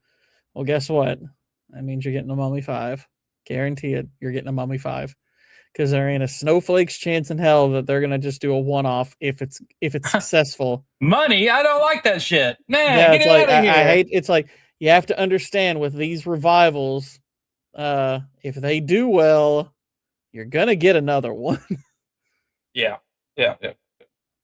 Because there ain't no way they're gonna let a cash cow die. No, that's all they have the courage to make, are more of them. We won't show that. Actually, maybe we should. All right, y'all. Nature time. Oh, good. Oh no. Don't want to get hit there. This cat, this mouse. Cat's doing what cats do with mice. Like, what? It's like, I caught him, but then you get the instinct to keep playing with him. It's like, oh, and he's about to put his. The chicken comes out of nowhere. Oh no, it's gone. You've lost Cap. So if you raise chickens, you know that this is the thing, that they just beat the holy lift shit out of mice, and then they either consume them, or, like, if they're small enough, they will actually try to eat them and pick them apart. But they know that, this mouse, I did have a mouse that, like, sunk into the chicken pen, but it was, like, already so big by then that it was, like, in there just eating like a squirrel, just sitting there eating, and all the chickens were on the other side of the pen, like, what the heck? But they also didn't have a rooster in there. They were all just hens.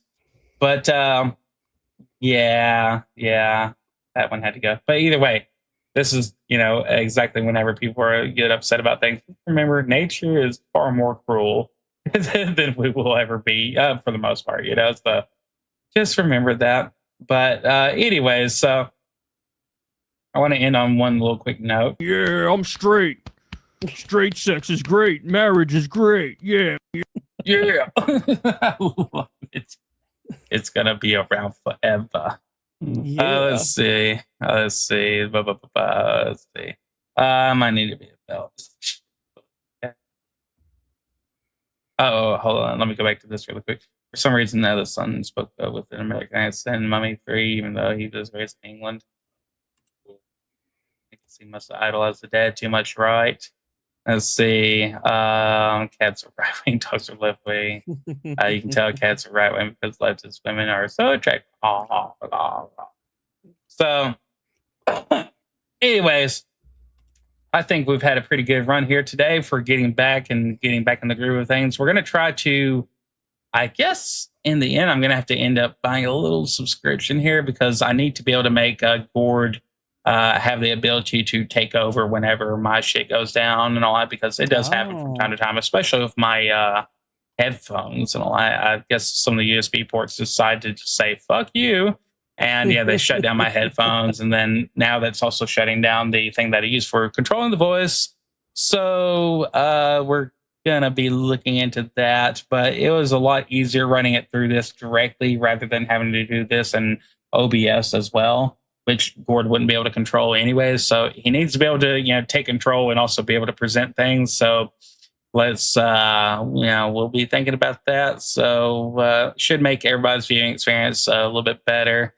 Let's see. I don't know. Humans create substances. There's no judge. The rest of nature. We have no room to judge. We have no room to judge the rest of nature. Sure we do. Yeah, we can determine that shit's fucked up. Sure we do. I'll judge literally everything. How dare you? I'm judging you right now, Proctofile.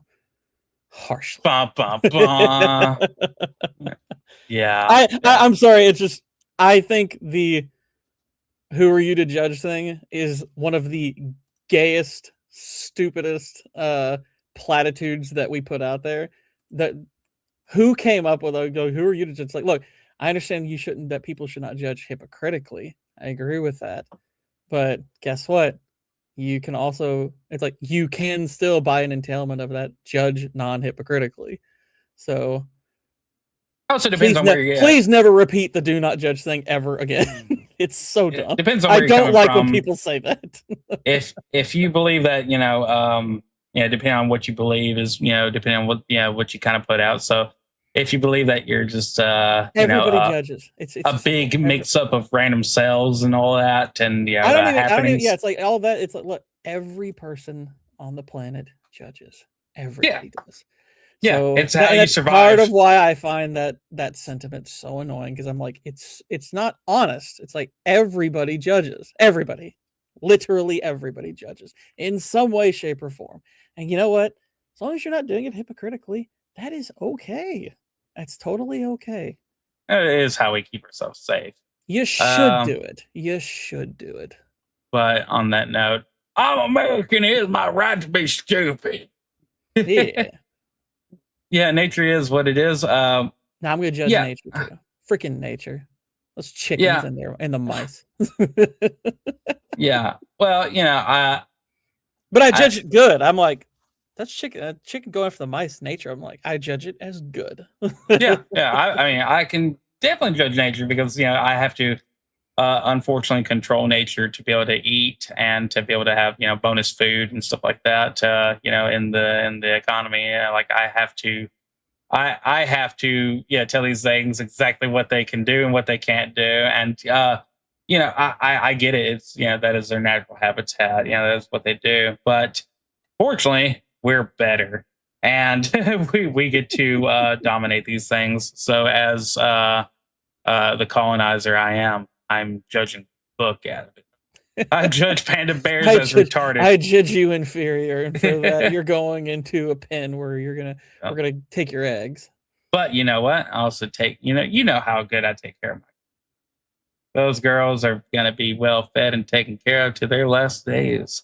That's true. Pandas are pretty retarded. Yeah, they're cute. They're cute retarded. They're it's like, it's like if without our help, there would be no panda bears. like looking at me trying to do my own taxes. It's cute and retarded, but you know. All right, so everybody, we really appreciate you joining here today. Gord, do you have any closing words? Actually, you know what? Before that, I gotta ask you a question, sir. What's the question? Well, there it is. No, I didn't hear the question. Was there a question? Listen. No, okay. So, what's been on the agenda with all this working out here lately? I've been hearing more about your workout game and cutting out a little bit of sugar. Oh, you know, just that's pretty much it. I mean, you know, it's just day 4 of it, but yeah. Yeah, well, what's your goal here? Are you trying to dominate the manosphere or something? Are you gonna be putting out giant? You're putting your gourds on screen for everybody to see one day. That's right. Nick can't be the only one who turns on the scrot cam. I gotta say, within a year, I really do want to see a gourd at least one day live stream the real gourd. Maybe you be putting out some muscle, some gristle there, man. Yeah. All right. I don't know. We'll see. Maybe. I mean, I won't rule it out, but yeah, we'll see. Yeah, I'm wanting to get back in a better shape than I am right now because I got so busy, you know, working this and that wasn't exactly taking care of the self and all that. So definitely want to get back down, and I look a lot less scraggly now. I finally cut off like 6 inches of hair, and because that shit was getting crazy, I was looking like Sammy Hagar there, but without the money. When you don't have the money, you're also called a bum. He's like, oh, that's a bum. Like, what happened to him? Yeah, like you look at Sammy Hagar, it's like, man, he's so rich. And then you look at like somebody else who doesn't have the money, they're like, what happened to him? What a hobo. And I was in the area of what happened to him. So I had to, get all that fixed up and all that. But me and wife are kicking out some things out of the house as well, getting rid of a few more sugary things and, little bits at a time because, if she's tempted, then I get tempted. And, over time, like I'm way less on the whole sugary deal, but snacking becomes a problem, even if it's healthy snacking. Yeah, what you call healthy snacking. It's just constantly your insulin pumper's having to work for it. So, we're trying our best to. So, hopefully, we can all encourage each other to do a little bit better. This is day 3 of eating basically nothing but one item meals, such as meat and vegetables. So, and more lenient on the meat there. Giggity. But yeah, 6 inches, that's huge. What's so funny is I couldn't, I have a family member who does hair for a living and stuff like that, but our schedules don't match up at all. So I had to go to a Great Clips. And if y'all have ever been to a Great Clips, you get what you get. $20 haircut, and plus tip. And so I go in there and there's a lady who couldn't even cut off her own mustache, but she cut my hair. So I got my hair cut off. Yeah. And it was getting to the point where I was like, I almost feel like I should donate this shit, at least to my president. I could donate that, beautiful golden locks. But anyways, let's kind of all keep in mind that, we are getting older, except for Waylon. I think he's like 17. So remember, your health does matter. It will hit you one day, no matter what. And CC's over here just like eating lollipops. Dude, ain't nothing better. I love sour candy so much. I have to I stopped eating them for years and all that, and benefited from that. But earlier this year, I got me like a bag of everything. Nerds, sweet tarts, warheads. I hadn't eaten warheads since high school, and I was like, oh god, and I blended them up in a blender just because I love sour shit. But that's a good way to die. See, now his hair lady is Mexican. yeah. Working from home, and Canola says working from home. Let me maybe actually use my mouse here. Sorry. Working from home and it being a hot time of the year makes it tough to be active. Walking pad does help. Yeah, I was just about to ask if you still had that going on. That's cool. Gord apparently has a fucking bike, so he is like, he's the indoors version of everything we hate. So that's cool. He's not on the road, so that makes it cool. And those those bikes. Yeah, so why is hair how lady Mexican? Yeah. So well, anyways, y'all what I was saying and rambling on about was please, try to take care of your health just a little bit. Just remember, you actually have to justify your calories and all that fun shit.